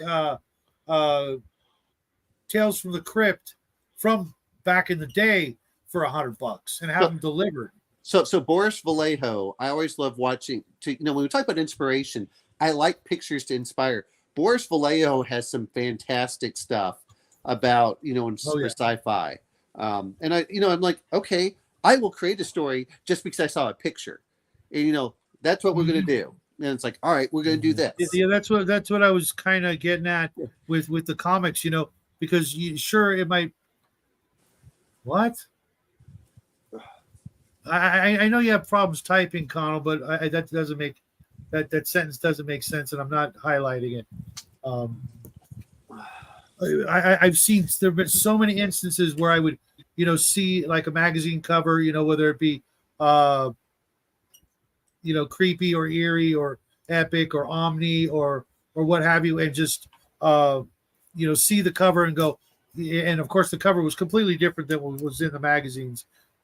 Like all comic books, you'll see something, you'll read looking for that picture, and it never happens. But sometimes it just takes one image to inspire potentially a whole campaign. Have you ever had that happen, nerds? Where you see just one picture and you're like, yeah, I need to make a campaign around that. I don't know if a specific picture, but there was one scene in a book in which I just had to make that a campaign. And it was from it was Hickman and Weiss, but it wasn't Dragonlance. It was from their Death Gate Cycle series. And there's a scene where one of the worlds in this book is the Labyrinth, where it's a hellish nightmare prison that all the magic users were sent to, basically. And there's monsters and traps, and it went out of control, and it basically kills everyone. But the strongest person to escape it and make it to the safe center is getting ready to go through the portal back into it. And that immediately was like, this is a setup for adventurers to go in, save people from the labyrinth, knowing that I need to make some psychological damage into this game because it's going to destroy them every time they go back. So it's like a whole world? Yeah, it's like an entire realm, basically, it was designed to be a prison to build patience and slowly hold these people back, but it got out of control and just grew a mind of its own. So it's like an intelligent world that creates monsters to kill the people who live in it. That sounds a lot like a couple of other games, believe it or not, before their era. One was, oh God, Bowman, help me out with it. It was one of the like little plastic envelope games by, I think, Task Force Games. I'm not familiar with that one. It was great. And then there was another game, Ruins World, where the whole planet was a dungeon. Mm-hmm. I'll say this much is, we talk about movies, but what about video games that are out there? Yeah, I was actually going to get to that because I believe it or not, tonight's show's only going to be 2 hours. I have to do something before I go over to the Quantum Show. Plus, is it set up a ladder and change the smoke detector? No, it's not that. Oh, I will get Jackie to film that when I do that. Sometime after I decide to. You're gonna get Jackie to make a snuff film. Believe it or not, I spent 3 years almost every day on a ladder, a good 12 hours a day. So I have no problem being up on a ladder. Doesn't matter. You know what those? Yeah, I mean, there's that. I'm trying to think of like Alien Isolation was great for a game. If you really want to get into really crazy stuff, what about the old Command and Conquer silliness for all their things? Command and Conquer. Yeah, with the time travel and the. Well, I'm saying with the Tesla coil cannons and all of that crap. Yeah. And the Red Alert series got really silly and weird and campy, and I'm absolutely for it. Wait, what are we talking about? Sorry, I was trying to catch up with the chat. Video games that brought up all sorts. Yeah, of which video game though? Red Command and Red Conquer. Alert, like Nerds Nerd was saying for Command and Conquer. We Okay, never played them. Alien Isolation, which I've enjoyed for the horror bits for it. Yeah. What was the other one? The old Dune series. I played plenty of the what I want to call kind of the hex crawls, where you're trying to figure out what happened to the crashed spaceship. The post-apocalyptic stuff. If the old like SSI version, where you would get levels and then they would open up skills if you got a high enough intelligence, but you didn't know this unless you played the game like a couple of times. Anyone remember the old Might and Magic and then finding out that it was actually sci-fi? Yeah, as a matter of fact, I recently bought all 5, 6, or 7 of them off somewhere, and I started playing Might and Magic, and I got some characters up to like 10th or 11th level. What was sci-fi about it? Well, you find out later on in the game that like there's a time machine, and you got to go back in time to do this thing. And they had robots. It was very the how do you want to go? It was almost like Expedition of Barrier Peaks in certain cases, where you go into a spaceship without realizing. Oh, the good old XCOM stuff. I love the XCOM things with the for sci-fi. What was that? What was that? Was it Star Control? Connell's in the back room. Oh, so I didn't say I was going to let him in the show. Yeah, well, okay, that's funnier then. You gotta let me know that you're What's not up, little calling me in bro? the room, so I don't remind you. Still recovering from last night's nonsense. What was that? Oh, you didn't watch Max's show at all, did you? I haven't watched Max's show in a while. I was on a show with him a little while ago, but I haven't watched the show because I got a game regularly Friday nights. Max had a show last night. Oh, Max, yeah. Yeah, Legions of Myth. He had 2 dumb fucks on there. You're supposed to call him the Capellan scum. That's You said you had two dumb schmucks. Anybody we know or new guys? New guys. New guys. But at the end of the day, I hate saying this. I heard a lot of people complain about it. I'm just like, I enjoy watching his Sunday stuff because I actually want to learn about games. Yep. Whereas the Friday stuff is kind of just like he says, it's just off the cuff, weird things, and I'm like, all right, Yeah, I usually end up getting frustrated or just angry because I don't want to do that kind of thing anymore. I want to bring people in, not like isolate them or I know there's a bunch of idiots amongst us, and I'm probably one of the biggest. But no, you're middle of the road. Thank you, I appreciate that. It's probably the nicest thing he ever said, to me at least. No, I say want nice things to you all the time, bro. I know. No, I should be nicer than that. These two came to the show. They wanted to talk about their fan fiction game that they're building, which is based off Final Fantasy. The problem was they gave no one else a chance to talk. Who is this? Oh, so it's Oma now. No. Homa now at least has tact. Who are we What? speaking of? When did this happen? Well, the only reason why people can get an edge word in is because your internet cuts out for a brief second. Because I'm hoping it's not. It's a couple of people I'm thinking of immediately. No. These are kind of. I've never seen them before. They were invited in.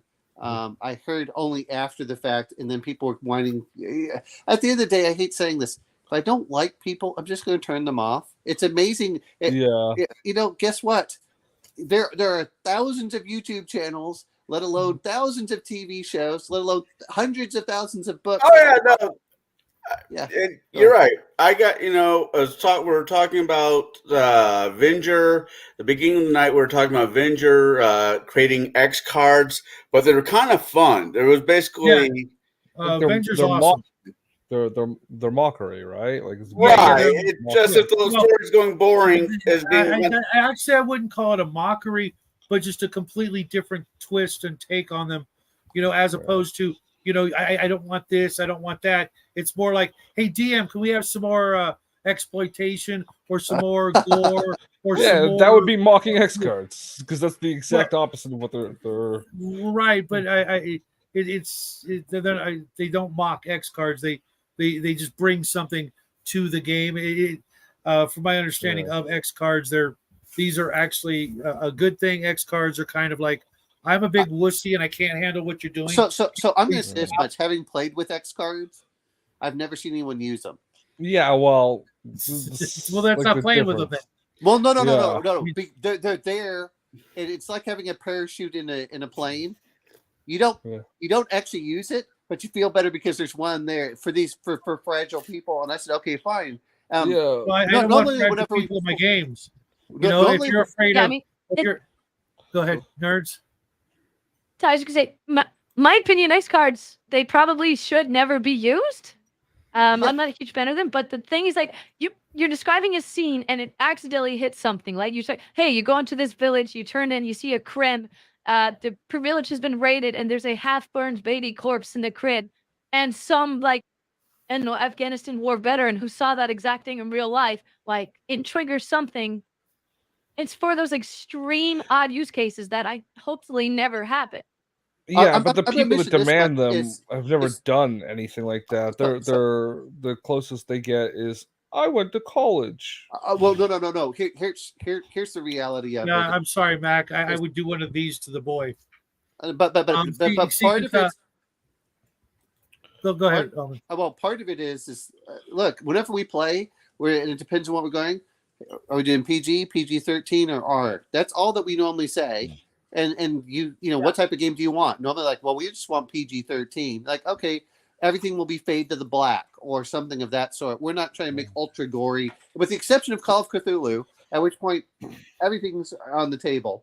But the reality of it is that most people that talk about playing X cards, they all talk about, no one's going to dictate to me. I'm like, you know what? I'm an adult. If you go over the line, I'm just going to call you on it anyway, and I don't need an X card to tell you, you know what, this game isn't for me. Thank you very much. I'm leaving. That's the way. Yeah, I don't think it needs to be a physical card. I think it's simply just a way to kind of codify that idea of, hey, we're going somewhere I'm not comfortable. Yeah, well, the physical card is not. It's intended for people you've never played, Yeah, and that you don't know. It's really intended for those kind of instances. But I think the problem is that people have talked about it. And make it like, oh, it's this. I said, I'll be honest. If you're playing an X card, two things are going to happen. One is the game's probably not for you. And number two is, if I'm the DM, I'm going to say, you know what? This game probably isn't for you, and I'm going to disinvite you from the game. Yeah, number it's two, like I say, the X card is called a door. Yeah, exactly. That's what it really is. I guess I agree with you guys when it comes to house games. I'm talking about any game for the most part. Well, but we can't do that. It really needs to be broken down to two things: games you have at shops and games you have at somebody's house, apartment, so forth and so on. Yeah. Well, and to be fair, if you're doing something at a shop, unless it's late at night, you probably should be in a PG-13. Yeah. Well, again, I think Connell, you're kind of the exception to almost every rule, because if I'm going to a shop to play, it's going to be with my friends, as in we're going to go to the shop and we're just going to take a table. We're not going to pay somebody to DM for us who's also going to bring in complete strangers. Maybe we might invite someone new. Right. Your situation is one in a million. Yeah. It's not the average store thing. Two of the three stores near me have open tables. They say come in on Friday at this time. The first 6 to sit down and play. Yeah. Mm-hmm. The shop, there's 3 tables. 2 of them are open. One's mine. The open tables, for one reason or other, don't get much play. For whatever reason. Yeah, because you need to have a DM and everyone's playing 5th edition and nobody. No, it's not the 5th edition. Just no one wants to be the DM. Everybody's tired of being the DM. Yeah, hey, Mac. DMs have gotten paid for years. You just haven't known. Yeah. What do you mean? Yeah, I got paid. Yeah. Only the good ones get paid. I know. Thank you. That's true. Thank you. I'll take that compliment. There's more diss on him than a compliment. I've been in your games, Connell. They're just being nice. No. You're just too old and grumpy. Yeah. I'm not too old. Grumpy, I will admit to wholeheartedly. Trust me, you don't gotta be a good DM to get paid if you're in the right neighborhood. Clearly, It's well. You know what? At the end of the Feel day, and I'm cheated? gonna mention this much. There are some people that do that, but honestly, I don't know. Every time that I've ever played, we've had like 4 people that want to DM at some point, and I have to mention even like when we play Bo's game, we've got Bo, we've got you, I also got think me. it's an age demographic thing. Mm-hmm. I can guarantee you're not going to find anybody over 45ish that would pay for a DM. Yeah.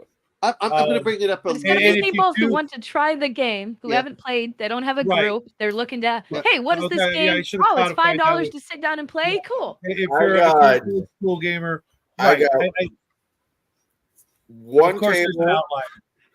I got one table that's nothing but women who are over the age of between 30 to 50. I got a kids table, which kids are kids. They come in all ages. Then I have one of the other games I'm running, which is Death in Space. I have like couple doctors, lawyers, and a few cops, all around the age of 40. Is that the actual game? Yeah, the Death in Space is it's the worst game I've ever read in my entire life. You just don't like it because it's dark. No, it's not because it's dark. It's because the mechanics are retarded. Okay, roll up your stats. What is it? A D4 minus 4? Yeah. What? Why am I rolling? You're taking away the maximum number. I look at it this way when it comes to adults, and I'm going to try to keep this as PG as 13. There are grown-ups out there that have very stressful jobs that they go to certain clubs that has leather involved to de-stress. Sure. I'm not going to even look. If people are going to play, they're going to play. I'm just going to say that from personal experiences, all the people I have ever played with, about 60% of them want a DM. And the problem that we have is this is why we did round robin games. And so when people are like, it didn't help that I moved a lot either, but it was always like, oh, we're going to play this. Oh, we're going to play this. We're going to play, whoever got the book would want to run X game. Right. Yep. I at the end of the day, I kind of think what's special with the grown-up, the other adults, is they don't want to think any more than they actually have to. They have busy-ass lives where they have to plan shit out. Why would they want to do it with the game? And the other part is dungeon masters. Dungeon mastering takes 10 to 20 hours of your day. Like you said, if you're a professional, you don't have that amount of time to really delve into it. I'm not knocking it all. If people want to pay to enjoy a game, so what? It's just like, great. Have fun with it. That's the whole thing. But I make the joke that it keeps my lights on, but my lights are turned off right now. But but I'm just gonna say this much is, at the end of the day is who cares? It's your money. Spend it the way you want, as long as I don't have to pay for your your choices. As long as we actually can until the digital currency comes. But the guy that wrote Fletcher was complaining about digital currencies in his first Fletcher book. So, you know what though? By then I'll be in the old folks' home, and I'll have all the time in the world to play role-playing games. That's why I look at it. Everyone else looking at these big negatives. I'm like, they're not going to worry about some 75-year-old. They're going to put me over in the old folks' home or the crazy house, and we're going to sit there playing dice. And you know what? That's fine. And where we're not worried about character death, we're worried about player death at that point. Well, who's going to replace him? That's fair. I don't know. Shadow's been worrying about that for 30 years. No. Jack is going to go to college. Yeah, I won't make it to a senior center. I was about to say, Jack is going to go to college, and when that happens, everybody's going to put some money together, and Shadow's going to go into a home. I'm going to just ask these. Okay, so we're talking about video games. What other video games have you all played? That I know that Shadow's played Star Wars. Knights of the Old Republic. I played No Man's Sky and Star Control and some other sci-fi games, but for the most part, it was mostly Baldur's Gate, Might and Magic, Bard's Tale. Sure, but I'm saying for sci-fi, which are the ones that because whether people like it or not, it's usually they have a storyline in there somewhere, and people can knock it all they want. But there's usually a story through the entire game when you get to the end that you can tell and retell or however that works out. I play Space Engineers. There's no story in that game. There's none whatsoever. It's build ship, mine rock. It's the story, do Brian. Yeah.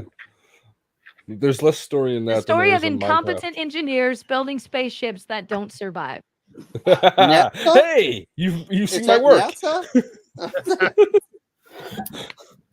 Oh, anyone remember that old TV show from the 1970s where they had an Atlas rocket in the back of their house? Do you remember that, Shadow? Yeah, Salvage One. Oh, okay. Yeah, I remember that. I'll have to check that out. It's. I'm not saying it was good. It's 1970s, so There was a. Wasn't Andy Griffith in that? I don't remember. It's been like 45 years. Yes. Okay. There was a Farscape RPG. Yeah. Okay. It sucked. Well, it was based on Farscape. Farscape was awesome because they had enough courage to say, okay, if we have aliens, not all of them are bipedal, because I am tired of bipedal humanoid aliens. I want other stuff. Me too. Yes, but it looked like a Muppet. That's what made it awesome there. Just because they didn't have a Muppet Hitler doesn't mean it's a bad show. Hey, Justin, your figure right now looks like a Muppet. Okay, I mean, your figure right there. I don't need more Walter and Statdorf or whatever. I have no idea what that is. Oh, you from the Muppets when they were the hecklers? Oh yeah. Okay. Hey, those two were my role models. I know. Next to the alcoholic Grouch. Oh. I like the guy in the trash can. I know, he's my favorite alcoholic. Yes, they did, Mac. They had and names. Cookie Monster. Well, that's the problem sometimes is I get this, and you're like, is it a good game? And some people Fozzie was kind of my favorite. Fozzie, I guess I was channeling my inner dad comedian. Hey, come on, Sport, come say hi to everybody. Hello. Hey, I missed you yesterday. I didn't miss you yesterday. Hey, I loved your costume, by the way. In the sport I'm in, I love fighting against Templars. You have this great marking on your chest that shows me where to put my arrow. Templars. Oh yeah. Well, see, I prefer the Hospitaliers. Yeah, they don't. Do they have the cross on their chest? No, they don't. Yes, no, they the did. Hospitaliers do. It's a different type of cross. Exist. Right. It's more of like a Maltese cross. Hey, I like anybody who's willing to put a target on their chest for me to shoot at. Well, you know what's awesome about that? It's called the chest. Yeah. You shoot at them anyways. Well, hey, I want you to shoot armor. The thickest armor. Go shoot there. Yeah. Actually, I like shooting at Romans. And people, there's people that dress up like they're from Narnia. I like shooting them too. Yeah, definitely shoot at them. Fuck Narnia. Hey, Narnia. I will say, the Knights of, I think it was St. Lazarus. They were all lepers who would charge into battle. I thought that was cool. Biological warfare. If we're talking about movies, how can we forget about all the Godzilla movies that were ever out there? Mm-hmm. I've yet to run a decent kaiju RPG. Yeah. Yeah, how you'd play that, but I would love to. Destoroyah is like my all-time favorite villain. Mothra, I think they're just with the three little girls in the seashell. The new Godzilla series they're doing Mothra. I think is a TV series or a Netflix thing. Oh, I saw it on Apple. Apple's going to have Legends of whatever. Yeah, that's. Hey, I'm going to mention this much. I don't care what anyone says. 2021, the best movie was Kong versus Godzilla. Yeah. And not only that is I got exactly what the movie title told me. Well, I was not shocked at anything. No, it was the movie title told me what I got. I got Godzilla wait, when fighting did King Cocaine Kong. Bear come out? What's that? Cocaine Bear came out in 2002. All right, you can have 2001 because I like Cocaine Bear for the same reason. You got you knew exactly what you're getting in for right in the name of the movie. Yeah. There's no real shockers in there. Yeah, and unlike the previous one, I actually got to watch them fight. That's all. Oh God, yeah. I took my daughter to go see that. My daughter's like, "This is the lamest movie ever." I'm like, "What?" They got the first King Kong, right? Yeah. And I'm like, no, you want to see a lame version of this? And she's like, sure. I pulled her up the old 60s version. Oh, yeah.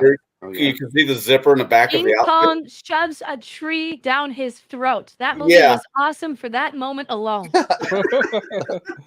Oh.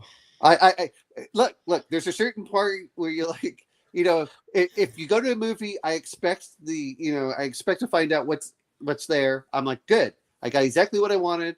I was like, all right, best movie for that. Oh, I cannot wait for Christmas for our show on Sunday. God, can I not wait for December? Oh. I already got my movie picked out. And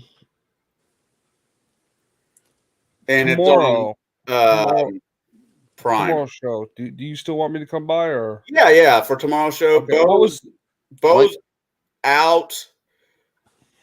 So which movie are we watching tomorrow? We're talking about Lost Boys. Okay, so it's just Lost Boys. Just Lost I'll Boys. watch that tonight. Because Shadow's gone. I think Shadow said he was out for tomorrow. Bo's out, so that just leaves Mark, Omen, and if you want to hop in, of course, Justin. Yeah. So I know I had something to do tomorrow, but what was that, Shadow? I will definitely be gone tomorrow. I've got very important thing I've got to take care of. Yeah. I mean, if it was all possible, I'd just love to knock out Dog Soldier and Lost Boys tomorrow. But it's too late, and it's too late for me to reach out to Mark and say, hey, by the way, would you mind watching another movie? Well, you know what? So we've got that, but then it's after that on Veterans Day weekend, we're going to have Dog Soldiers, and then We Were Soldiers. Oh, yeah, we'll do a double feature for yours. Yeah. Just so we can get that going. Yeah. Yeah, that's on the 12th next week. Yep. Yeah. I thought the pattern was to do one good movie and one bad movie. Well, Jack stopped showing up, so we're going to better movies. It used to be just one movie a week, but he's picked some good ones. No. It normally is supposed to be one movie a week. It's just there's 5 of us, sometimes 6 of us, and there's only 4 weeks in the month. So anytime we could do like a double feature, I find just to knock out the Well. Here's the real problem. People keep on disappearing. We're not.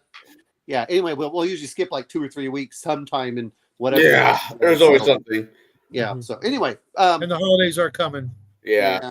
Well, that's okay. Yeah, I'm surprised I got back today. I was had to do something this weekend, but yeah, that's I got my okay. Sunday While back. you're doing that, I've got to humor someone watching Avatar: Way of Water tomorrow. Yeah. Ooh. I was thinking That's a good thinking about sci-fi movies. I love to see turn into RPG. I would love for somebody to do a He-Man one. He-Man. I think Dolph there probably Lundgren is. No, for an RPG game though, a He-Man RPG. I think Archon Studios put one out. I know. Did they really? I know they had the figs. Mm-hmm. It might be a board game, but these days, if you can't squeeze some RPG in a dungeon crawl type of board game, there's something wrong with you. Let's see. Cortex apparently does. Well, it's consistent board game with a simple role playing with characters such as He-Man, apparently. But He-Man and the Masters Bidders. I was never really a big He-Man fan. There was a little. I didn't know there were He-Man fans. I've only ever seen it brought up as like satire. I'll say this much. Kevin Smith. When I first got the toys, before I ever saw Kevin the Smith is not a cartoon, He-Man fan. I thought it was awesome. I know that was And then sarcasm. once I watched the cartoon, I'm like, this sucks. The 2000, the early 2001 one was actually the best He-Man one. I mean, Yeah. there was the original He-Man, which was what the hell am I watching? Then there was the early 2000 one, which was actually really fucking good. Then Kevin Smith tried to take a bite of the apple, and he fucking failed. Yeah. Well, I no, thought he didn't the fail. movie He did could have been exactly what he good, intended but to do. He did exactly what he intended to do. which was subvert the story. Apparently FASA had an RPG for Masters of the Universe back in Interesting. '85. What's the other one? I mean, going sci-fi with cartoon sci-fi is fun. You got Palladium does Ninja Turtles. Mhm. If you like Ninja Turtles, that's awesome. Well, it's out right now. If you want to support the Kickstarter. Kickstart. Yeah, Yeah, I saw that. Oh, I shit, know Mac, I didn't see you there, buddy. Right? Sorry, Hey, Mac. how's it going? Hey, what's happening, Mac? Welcome to the show. First been time for drinking. everything. So I figured, what the hell? you followed me over. I followed the cigar man. Oh wow! It really jumped up. It was like 500,000 last I looked, and that's 862,000. So apparently, someone advertised it. Yeah. Was it? I'd be slightly interested in somebody. No. I'm sorry, it's the wrong one. I was reading. That's not the Kickstarter I was looking at. Sorry, wrong Kickstarter. Be slightly interested if somebody comes up with a Thundercat one, just because. I think there's an RPG for it. Is there? Probably they do everything for that. Be interesting. You know what? Wouldn't surprise me at all. I still liked the idea of it. I just didn't like the implementation because they kept on being on the comic book code. And once they got away from the cartoon comic code, man, stuff improved a lot. Yeah. Yeah, I could go on about the comic code all night, but but I'm talking about for cartoons where they were so afraid of doing that. The other one I really enjoyed was Gargoyles. That Gargoyles was good. The first two Never got seasons. into The it. third season does not count. The third season was okay. It just went too far afield. Yeah, Well, was the the third third season? season they got rid of the original writer. Yeah. Was the third reason when Goliath and his daughter was on that magical boat that took him fucking everywhere? That was the second one. That was second. Okay. Well, I enjoyed that was that. the one where they went to Japan or whatever, right? I enjoyed the second one. No, it was you know what? Disney gets something that's awesome, and then they immediately screw it up. So Sounds like Fox. what's that? Sounds like Fox. Fox does that too. But Well, no. Fox, whatever reason, Fox just sabotaged themselves intentionally. I don't think that it was just incompetence. I don't like this show, so no one must cancel it. Exactly. You know what? yeah. I'll cancel Yeah. this, or I will do whatever's there to make sure it doesn't succeed in the future. And I went, what are you doing? Fucking, I love that meme. Was it Firefly lasts for a season? Jersey Shores lasted for 11. Okay, I'm gonna bring this up. Which one It had has- more viewers? Jersey Shore. Firefly. I'm gonna bring this up. Who's seen Avenue 5 on HBO? Avenue 5. Don't even know what that is. No. So Avenue 5, the premise is that you have someone like what was that? What's the guy that used to That's the space cruise liner. That's a yeah, great it's a space Oh, cruise. it has Matthew a house. It has house in it. Yes. So it Hugh has Laurie. it has Hugh Laurie, but it also has the guy who who was Virgin Atlantic. Who was the guy that owned that? Oh God, it's right on the tip of my tongue. Somebody get it. Bronson. So they're making fun of that guy, Yeah. and he's on the ship. He's like Geffen? No, it's Bronson. but Yeah.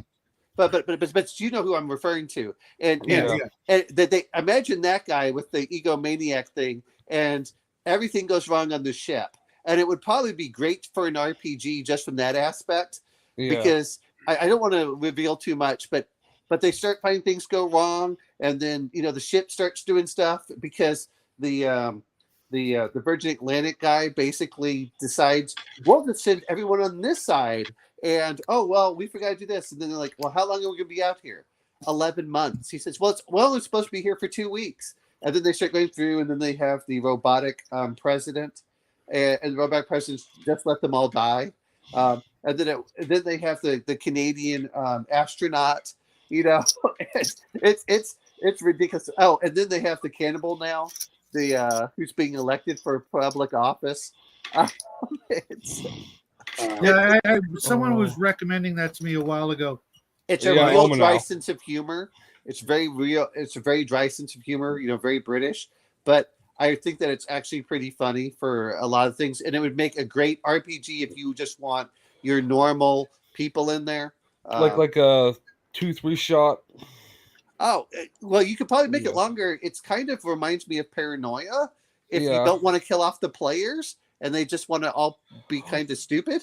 Well, like break it down into like season arcs. Yeah. To do like 2-3 shot, and then if people like it, have another storyline pop up.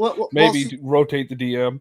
Well, see, for me is the whole thing is I really do enjoy doing the sometimes just like, hey, we're going to do this for 1 or 2 sessions, and then guess what? If you like it, we're going to keep running it. If we don't, we'll just end it. And I don't mind it. I know some people hate that. I look, if you're trying to get new players into a game, let them learn the system and see if they even like the system. Let's see if they even like whatever's in there. Create some pre-gens.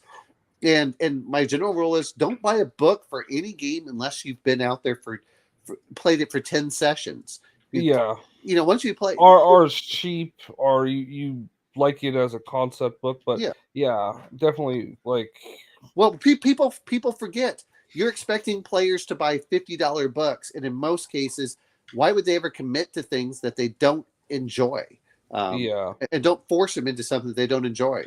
That's why I didn't buy it, but it was on RPG's drive-through, the one shot for what was that?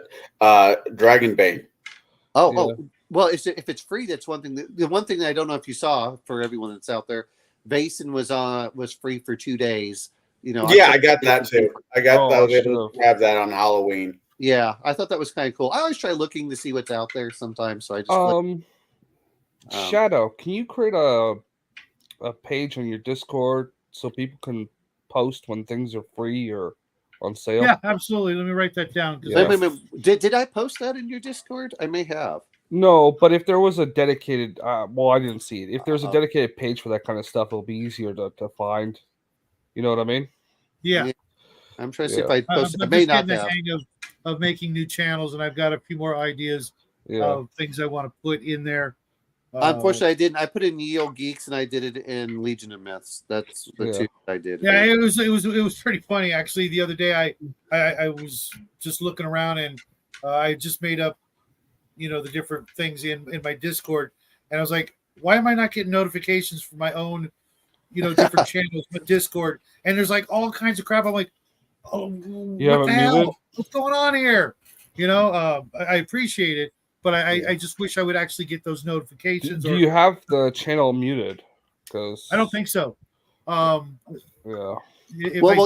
when I mute it, it still will show a little thing on the side. The little red dots, and there was nothing, and I'm like, people are talking to my Venture Brothers and other things that I had set up, and I'm like, what the hell? So I'm definitely there's something with Southerns. Go ahead, nerds. Yeah, I was just going to say, the last time I was looking at it, the only Discord info I had was for like your individual user. So I was like, have a Discord group set up? Now I do. And why aren't you there? Because you haven't sent me a link. She didn't know that you had one. Okay, nerds. What is your because I don't have you on my how do I find you on Discord? What's your tag or whatever? Is it the same?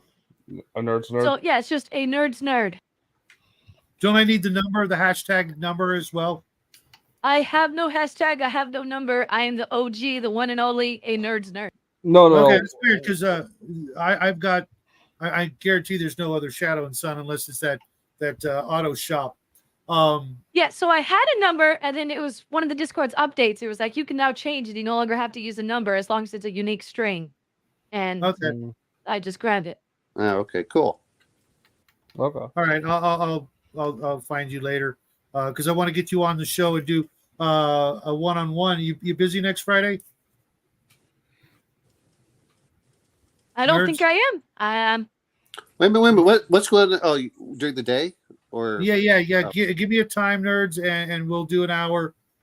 Just you and me talking about you and your stuff. No personal questions. If you're not into it, no worries. I just want to show all the people that frequent my show why they should go over and hang out with you and watch your stuff. Because it's Hunger the Starvarian, and she did a great video on it, where she took all the Conan stuff and then modified it to make it funny. I had so much fun with those stupid jokes. Well, they were great. They were great. And Yeah, you did an excellent job. I mean, everything you've done has been top notch, and I wish some of my stuff was half as professional, but at the same time, I'd have to try. So there's that. Trying. Oh. Trying's hard. No, man, this is. I'm trying to think of a good smoke detector joke right now. That's the spirit. Our channel is just a very, very, very long, drawn out series of home movies, so that Jackie and his family later on down the road can go and go, look, this is what we used to do in the old days. Until you got all your fancy 3D plug in your brain technology. Hey man, I can't wait until that plug in your brain technology. I can wait. I will refuse. I will go kicking and screaming. There's no way. I want to smell toast, damn you. What? I want to smell toast, damn you. I do not want to be a battery. I don't want people knowing my innermost thoughts. Sorry. I need to put a filter on my mouth before that. Your internet provider's trying. It's like Elon saw the Borg on Star Trek and went, "Yeah, I want to know what everybody's thinking." Yeah. Screw that. Why do you keep thinking of porn for 45 minutes Hey, Joseph, what's happening? Just 45 minutes? Every 46 minutes. No, it's a lot shorter than that. It's more like every 4 to 6 minutes. No. You think of porn for 45 minutes out of every 46 minutes. Oh, yeah. Wait, you think I stopped thinking about it for that long? Ripped his jaw off? Oh, my God. Yes. God. Yeah, he was just out there hunting, that's and a bear come out of nowhere and just, he got mauled pretty bad. Ooh, is he alive? He's alive. Oh, wow. He's got a synthetic jaw. Does he want to be alive? Yeah, he wants to go back and find that sumbitch. Oh, yeah, I would too. That's always my question when like somebody gets hurt or something, and it's like, oh yeah, the person's still alive or whatever's still alive. I'm like, yeah, but does he really want to be? Yes, he does, Joseph, and I am eternally grateful. My friend Joseph here hooked me up with all of the old Shadow radio cool. dramas. I cannot wait to get into that. No, I saw somebody in chat made the cocaine bear reference. I'm telling you, if a bear had done that to me, I would literally bring down a jihad on all bears. I may not be able to talk or eat properly, but as long as I'm still breathing, I would be hunting bears. No. Your life goal is to kill the bear. His shadow would then become a count of some country, and he would become a Venture Brothers villain. Yes. I was going to make the underbite joke. Damn underbite. Yeah, that's right. Dime store Dr. Doom. That's right. I'm just remembering that poll from a year or two ago that 7% of Americans think they could fist fight a grizzly bear and win. Oh wow! I can say this much. I've always wanted to try going bear dagger, but there was go for it. I've got cancer.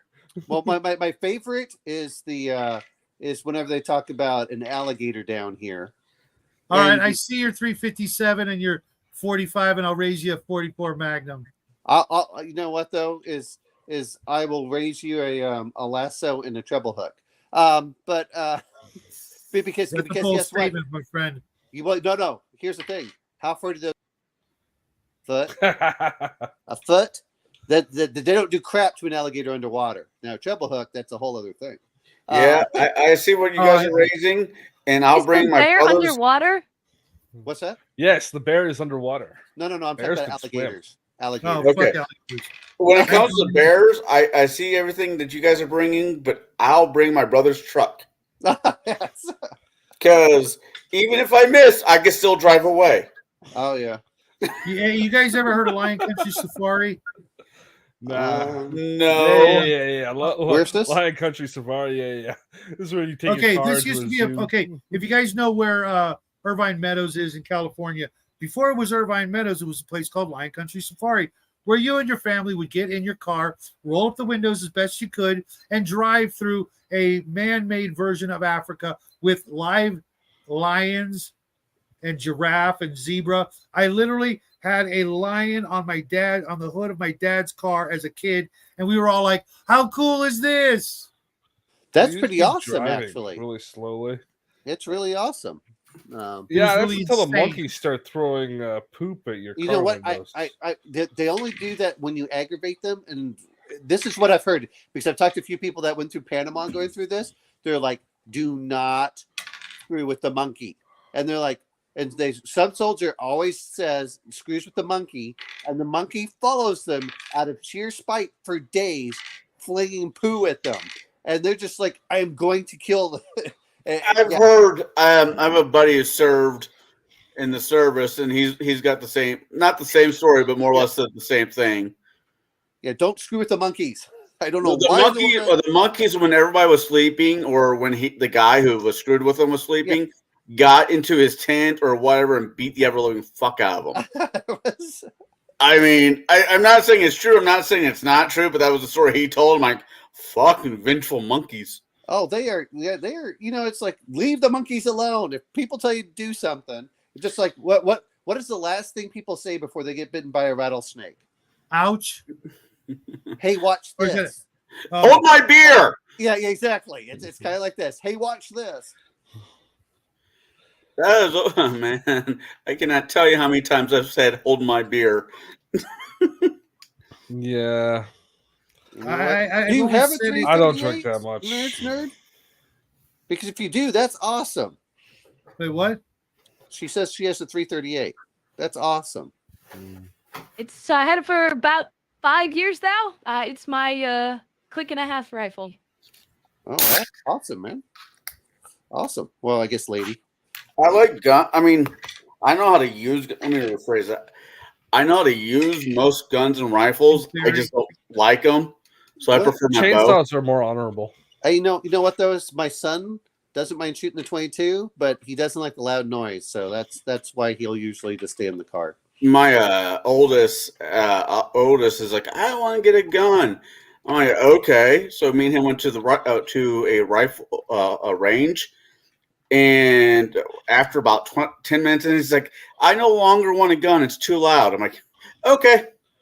As long as well, I mean, Too bad, Bucko. You're getting a gun and you're using it. I every don't want day him to until have your the gun to testicles begin with. drop. So wait a minute. This is my favorite. Is I had a boss that was a former I literally disowned my son. He said that. So I would wait a literally minute. disown him. I had a friend that was a former Navy Shadows SEAL, don't raise no pussies. and his son decided to go get a motorcycle. He said, "Awesome! I'm going to get some life insurance." And he says, "Why you can get life insurance?" He says, "When you kill yourself, I'm going to get something out of it." Yep. So the reason why my son is autistic, my oldest son is autistic. He already has issues that I'm not going to get into online. Well, I already have, but I'm trying not to. So That was it, bro. when he was about 13 years old, he did not like the fact that a aspect of his body was a little bit more active than he thought it should be. Yeah. So he put it between the toilet and toilet seat and slammed the seat down onto it. Ooh, bad move. Couple of weeks ago, he's like, how do I stop the angels from telling me not to masturbate? So yeah, no, I don't want him to have a gun. Okay, yeah. Wow. That's What's bad the is a topic question. again, Bo? Yeah. Monkey barbecue. What? Next thing The you know, topic you is end up with, finding new inspiration or old inspiration. How about you Yeah. know what? I know Bear hates them. I still love dinosaurs. I don't care what anyone says. Dinosaurs? Dinosaurs Yeah. are awesome. What was that cartoon back in the late 80s, early 90s, where the good guys had like all of the vegetarian dinosaurs and the bad guys had all like the carnivores? I have no idea. I don't know, but I remember dinosaurs and Cadillacs. Remember that show? Yes. Yeah. I do not, but I just simply love dinosaurs, and I think that dinosaurs with lasers are awesome. Yes. Did you ever see the Omen? Did you ever see when Jackie and I made aliens out of dinosaurs? We took some appropriately sized dinosaur, toys and slapped laser rifles on them and helmets and jetpacks and all that crap. Did you ever see that one? No, but that's the way dinosaurs were meant to be in sci-fi. Yes, Yeah. absolutely. It cost us all of about $2 to make a good handful of dinosaur aliens to bump into our Traveler game characters, that sort of thing. Just it's just a match made in heaven.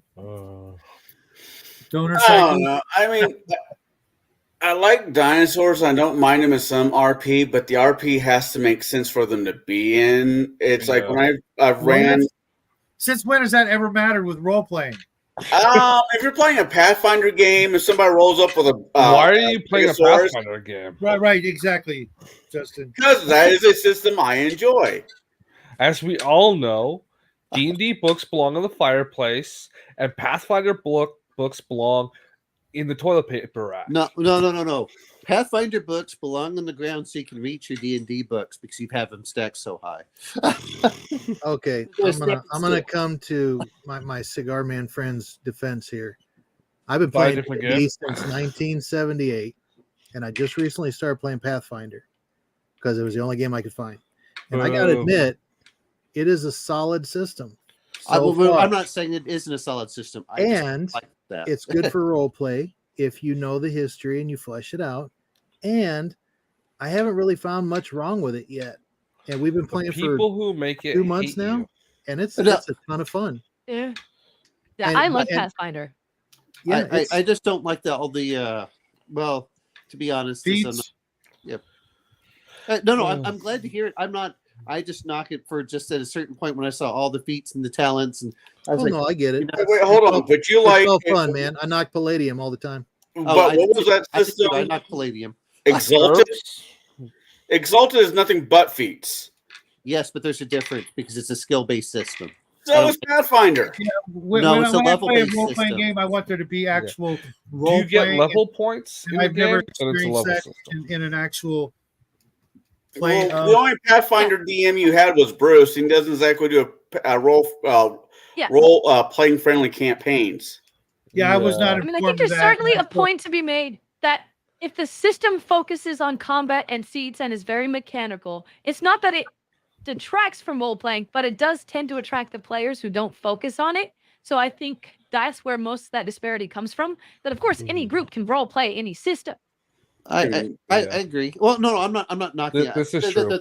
It's just I looked at it. I need this 600 game, pages, I need this game bad. and I'm like, look, I just want a rules light system as I get older because it's easier for me to remember. Was it For the index? rules light system. What card was that fucking thing that Jay keeps going on about? Index Index card card RPG. RPG. Yeah, it's rules light, which is fine. You know, he runs. It's okay, but it's very video gamey feel into it, and there's absolutely nothing wrong with it. I was actually playing Vigilante City, I think it was, which is part of their universe, and I had a lot of fun with that. But it was almost a little too simple. I want to mix between let's say RPG, index card RPG, and Palladium, somewhere in the middle. I was Palladium's a expecting to little say much. Traveler. No, Traveler's pretty simple. When it comes to characters, it's very simple. Well, I It's enjoyed simpler it. than index card. I'm going to mention this much, which is so funny when Legion of Myth gets mad about Palladium. What do you mean by 7? I said, you can always hold your actions till the very end and just unleash all 7 attacks. At a certain point, it's like, look, you can do a lot of different attacks there. Yeah, You get automatic parry. I'm like, there's just too much there. It's just part of it with this old farts is we've already got a hard drive full of hundreds of games we've played. So every time I add a new game, I have to forget something. Hey, you need to drink more vitamins in your system, and do crosswords and exercise if you have memory issues. No, there's just not enough room. It's not about remembering it. It's how much can actually physically fit. Okay, There's so much all that clothing fashion that you thought was awesome back in the '60s, you can forget all that. I have no idea what you're talking about. I was 3 in the '60s. Exactly. I No, was lucky to we be all know wearing- you were 47. You invented the bell bottom, damn you. Dude, if I had invented the bell bottoms, not only would you guys all know about it, but Dennis Leary would have actually mentioned my name in that famous skit of his. Asshole? No, the other one. Oh, life's gonna suck when you grow up. No, the bell bottoms starting at your neck and just going out. Oh, Isn't that called a dress? Shadow would know a lot about those. I honestly wouldn't. I never owned a pair of bell bottoms. he said 'cause dress. my family was too poor for that. I was assigned some when I was in the military briefly. Oh, Yeah, maybe. Well, Shadow, I would tell you, you missed hell. That's all they were. They were hell. I can't tell you how many times I flipped my damn bike getting them fucking bell bottoms caught in the chain. I was Oh thinking my that, God. because I love bikes. Well, they you know. make chain guards, right? For that Well. See, here's the It problem. I didn't had. matter. The bell bottoms Yeah, were so big back then; they went around Yeah. the chain guard. Well, we had to here's put the rubber problem I had bands with on the- them. With the bell bottom, is my foot was flexible enough that my toes would get caught under the bell, and then I'd flip on almost under my face. I'm like, these just suck. Yeah. Yeah, They were for you to get your boots under or something. I don't remember I mean, the original purpose for them. I They know come there's from a the lot. Navy, I'm though. not making fun of the Navy per I se. think it's so you can You hide. should Always make make fun fun of of the the Navy. Navy. The Navy deserves to be made fun of. I am Yeah. not a serviceman. I did not have the chance to serve. The village people were accurate about the Navy. The Navy is the greatest taxi service the world has ever known. It is. Uh, It Spoken is, like a and true it is the Marine. second most powerful air force in the world I after the actual Air Force. I was told no, I could not join because I took Ritalin as a kid. So there's that. I think there's other reasons. There are, and but- if this is true, it's a good thing my son's got a passport because I am not having him go over to either of those two active freaking hot zones for fucking bullshit. If he joins the service, money laundering freaking fiasco. I'm going to bring this up. well, It's great if the they're going one to draft in the people Middle and then East is tell not them they money can't leave the laundering. United It's States. service. But to our if they'll fight masters. some other foreign war, screw that. Yeah. Yeah. if he But- joins the service, he doesn't get a choice where he goes. He just goes. Well, that's true. Yeah, well, that's the thing is he's only 15, and I'm pretty sure they're not that desperate yet. Well, I've been to 2 war zones, and I can say this much: nobody's. It's a giant money laundering scheme. That's all I can say. Yeah, exactly. I know it is. Despite what Justin may think, because the big problem is Well, there's a lot of money made, and especially the. I made the good one money in, when I was overseas as a civilian. But I'm just telling you that no one wants to win wars. If you don't want to win wars, then don't send men over there. Plain and Yeah. simple. Yeah, they want to prolong them. That's where the it's problem not is. the only. It's not the only motive. Well, I'll say this much: I don't like being in Afghanistan and finding out that we're protecting Chinese interests who had 0 soldiers on the line. That pissed me off. Well, But it's okay. Enough about the politics. Let's go somewhere else. Sorry. Yeah, because I'm gonna have Yeah. to. Oh shit! I'm actually way I over know. my time limit. I'll stick around for another until the top of the hour, but then I got to hit the road. Yeah, I didn't want to get it. That was my fault for becoming political. No, I saw what Mac put in there, and Okay. Yeah. Yeah, tying it together, this is exactly the kind of inspiration we take for our sci-fi settings, right? Yes, The yes. corruption of the military-industrial Starship complex, Trooper. the proxy wars. The Yeah, dystopianism. Yeah, but the difference. Well, this is true. especially if you play Traveler. No. Travel. Or Twilight You're 2000. playing Firefly in space. Yeah. That's all. Firefly was No, fun. no. I my would Traveler love games to were more play like, a Firefly we're more like game. the mercenary striker campaigns, things like that. So I could see how that would fit in. Before So- COVID, they killed it. But they made my barbarian the navigator for a flying airship, and I didn't like where everyone wanted to go. so I just played dumb, and I was going to take us wherever you want until the ship crashed. So, which is a story unto itself. But yeah. What game was that? You so cut off then. No. I said years ago, they put my barbarian. Yeah, we got that part. It's as the navigator. You know, the guy who does the wheel. Yeah. So I got to determine where he went, and I just played dumb, and I just was going to overshoot where they wanted to go and go where I wanted to go in the game because I didn't like them. I didn't like where they wanted to go. So, but you know, that was part of it. Mm-hmm.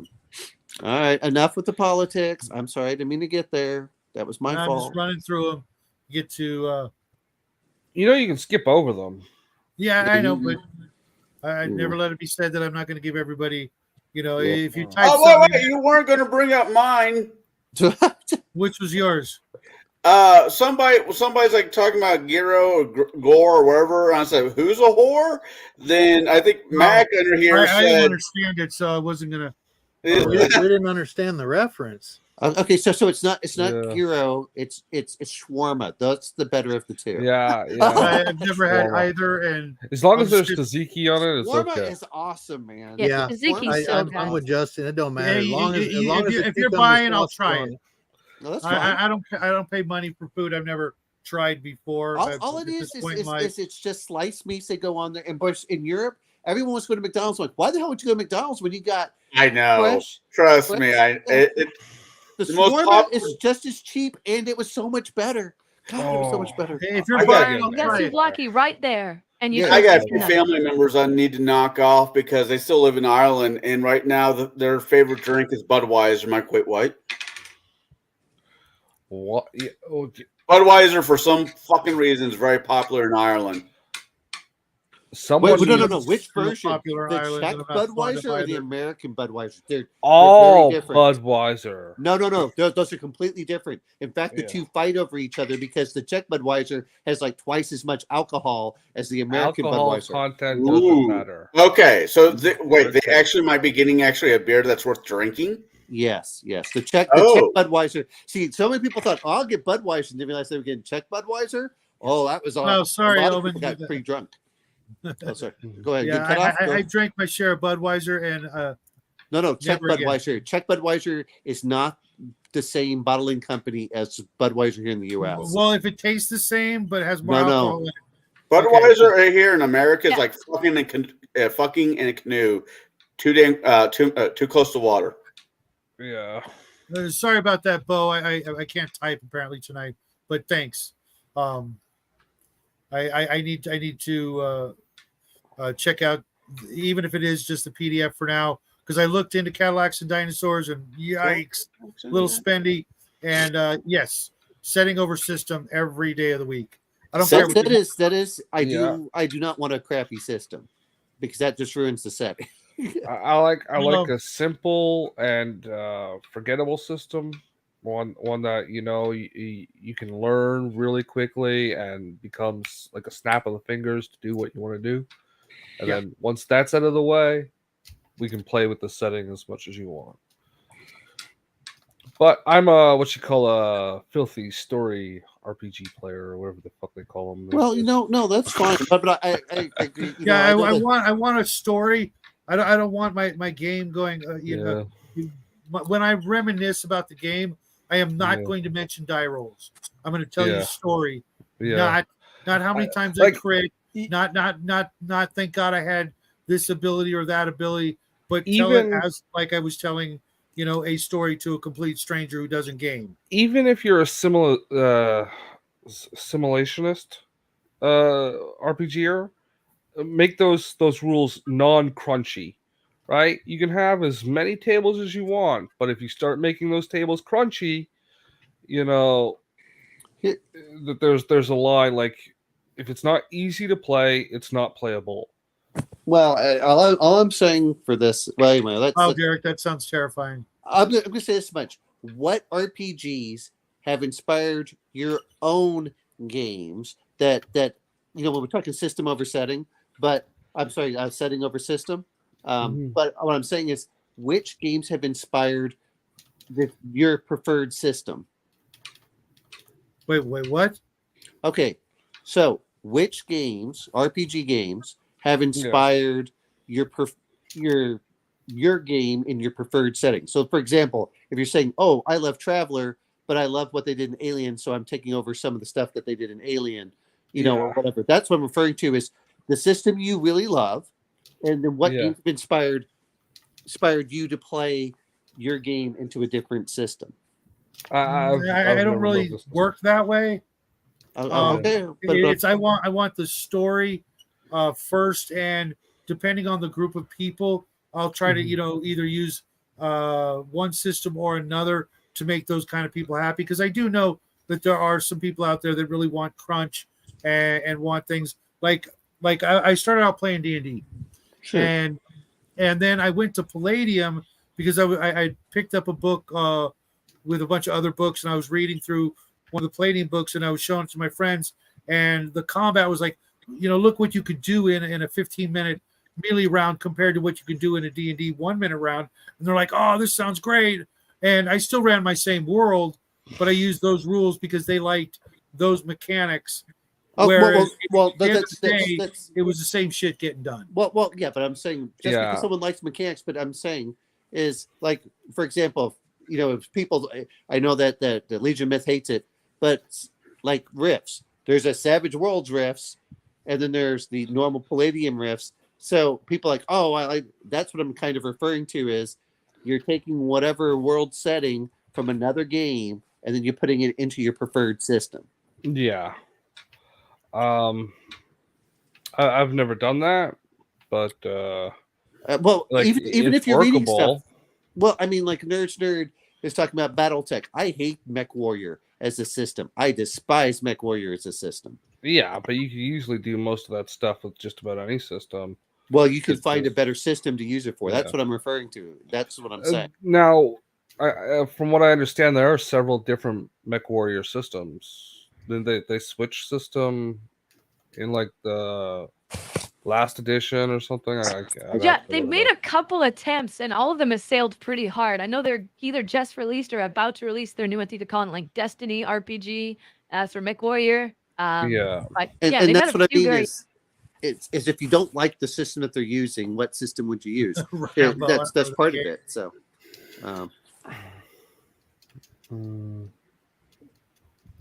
I wish somebody would take the Dresden Files RPG and put it with a different system. Yeah, what was the evil acts? This would be nice. Oh, it's the what system do they use for that one? Derek. Fate, yeah. That's one system I haven't even looked at, but I just haven't been inspired to try. I got the PDFs for Dresden, and I got maybe 10 pages into it, and I was like, I read the first 4 books, and it was just not my cup of tea. No. That's about the RPG. We're talking about the RPG, right? We're talking about the RPG. There will be no heresy on the awesomeness that is Butcher. Yeah. I could provide a way better adventure than anything I read in the first 4 books. Well, they do get better. Wow. You literally have to try to be going. worse. The story gets really, really good. Yeah, they did Murphy wrong though. Well, yeah, I get that. I'm a romantic though. I was hoping they would. It doesn't help that. You're gonna make a Harry Potter knockoff. Tend to choose a different first name. That's actually, Dresden Files has been around longer than Harry Potter. Yeah. So 2007. Hey, 5e does a fantastic Harry Potter. Yeah, but he was he was named for Harry Houdini, and what are the other names? Copperfield. Blackstone. And Blackstone. Yeah, he was named for famous magicians. Yeah. And Justin likes Murphy just because she's blonde hair and blue eyed. Oh. And she knows karate. She knows karate. I just like Eastern Europeans. No. Dark I hair, just light hoping something skin, goes with. and blue eyes. That's She's done as one of my favorite Russians, a novel Russians, tiny but fierce. If her birth certificate doesn't say Ubermensch on it, I'm not interested. If it doesn't say what? Did you say Ubermensch? Yes. That's awesome. Wow. There I'll were, need love there to were everybody who 1,000 knows that birth word. certificates issued. Wow. I'll need Super to much give on you. it. Oh. Hey, Bo, can I have all of them? I No, want to play a game that has all of them. no. Like I'll be honest, I've never played Gamer World. You know, it's the kind of thing that. You're missing out. It was a good Well, game. you know what? As I've had Mutant Crawl Classics, it looks like it's pretty similar. I'm like, I can see why you would say that. I really can't confirm or deny it. Gamma World had its own kind of feel, and part of that feel is always the era that it comes out and what's going on. It's really hard sometimes to, go back to those old games and get that same feel, even though we try, to keep chasing that dragon. Yeah. what kind of dragon are you chasing? A blue ball dragon. Oh, okay.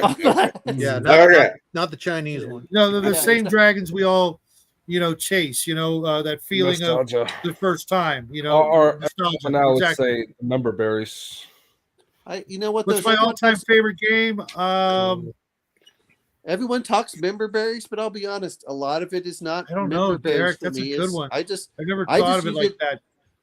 I use it as an excuse to get friends together, and if it's in real life, an excuse to cook, and so we can have a meal sitting down, and we have like a real meal, and that's why I do it. Some people go watch football games. I'd rather do a role playing game because I don't want to be a passive participant.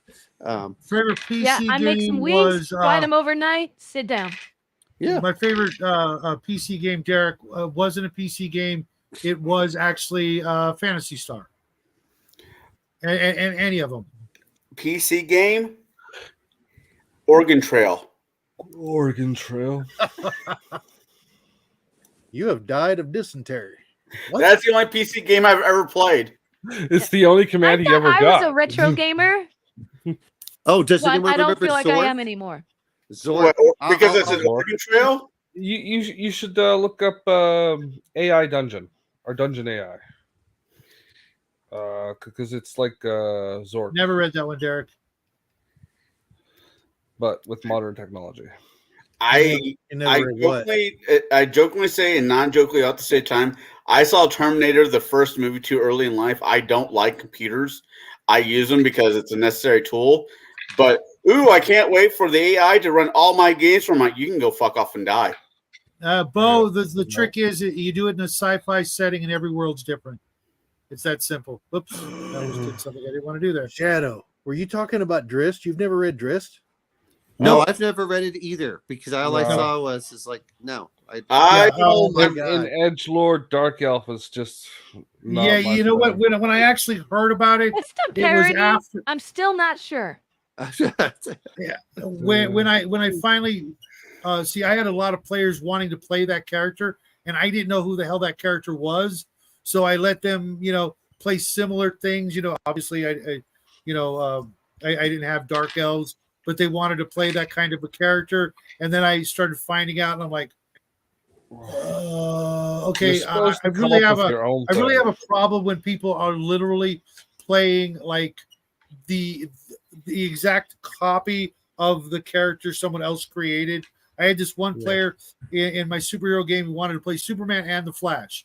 It was that or nothing. And I'm like, Okay. We're We're gonna gonna have melt to them make- together. Shadow, yo, you're going to hate me for this. You're that's really what I going to hate me for this one. If you're playing a superhero game and you're not letting somebody play a superhero that they've seen and make up their own, there's no original superheroes anymore. They've all been done. oh, that's a load of horse shit. No, it's not. No. I've seen I trust me. hundreds. As I had a friend that used to make up the most original superheroes, including including the totally guy possible. who was There's no such thing as an original thought. If you truly believe that, you're a fool and you're fooling yourself. Well, just don't scrape the freaking serial numbers off of it, man. Yeah. I You want know- to play an Archer. So I can't play an Archer because it's either got to be a Hawkeye or Green Arrow or Robin I Hood. think You I make can your come up own with- take on an archer. Yeah, I can come Yeah. up with 10 Okay, I'm going to be an Archer that doesn't shoot a bow. hey. Yeah. The only go Fireball. the only archer I want to play was the one that has mommy issues and was dating Lana. That's hot. Yeah, yeah. Mine has a don't magical get that reference. crossbow instead. Green Like Green there's Arrow. room to make it your own. Crossbow's no. crossbow's not archery. It's a gun with a string. The MMO game City of Heroes totally proved that you could definitely make your own original superhero or supervillain. Although I understand what Connell's saying at the basic level, yes, everything is a ripoff and a copy, but that's everything. Everything we do is a ripoff or copy at some level. It is the Iliad. But So- back to the original point I was trying to make earlier, you got to read the Dark Elf trilogy at least the first three. Even why. if you hate it, you got to read it. They're not bad. And don't let players play Driss. That's dumb. He's Yeah, a unique okay. character. Hey, as I a, hate Drist as a character. I'm open to reading the books. The books might be good. He's just a terrible Yeah, the character. books are good. And like Derek said, the fight scenes are amazing. The choreography that Salvatore does in his fight scenes are just, I mean, they're phenomenal. As It's a one, like you're there. as a they're worth 1E reading. player, just because I wanted to get the highest levels possible, it was always say fighter, magic user, cleric, female, drow.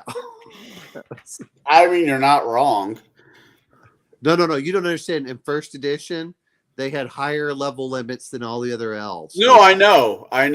Yeah, And they got Drow the are special cooler. spells and everything else. And this is why I'm a reformed or reforming power gamer. And I would go, no, they're not allowed. There's only if I was to go into the Driz series and pick out one character that I would like to play is probably one that none of you guys, I don't want to say that, probably very few of you guys even heard of. It was a dwarf named Pickle.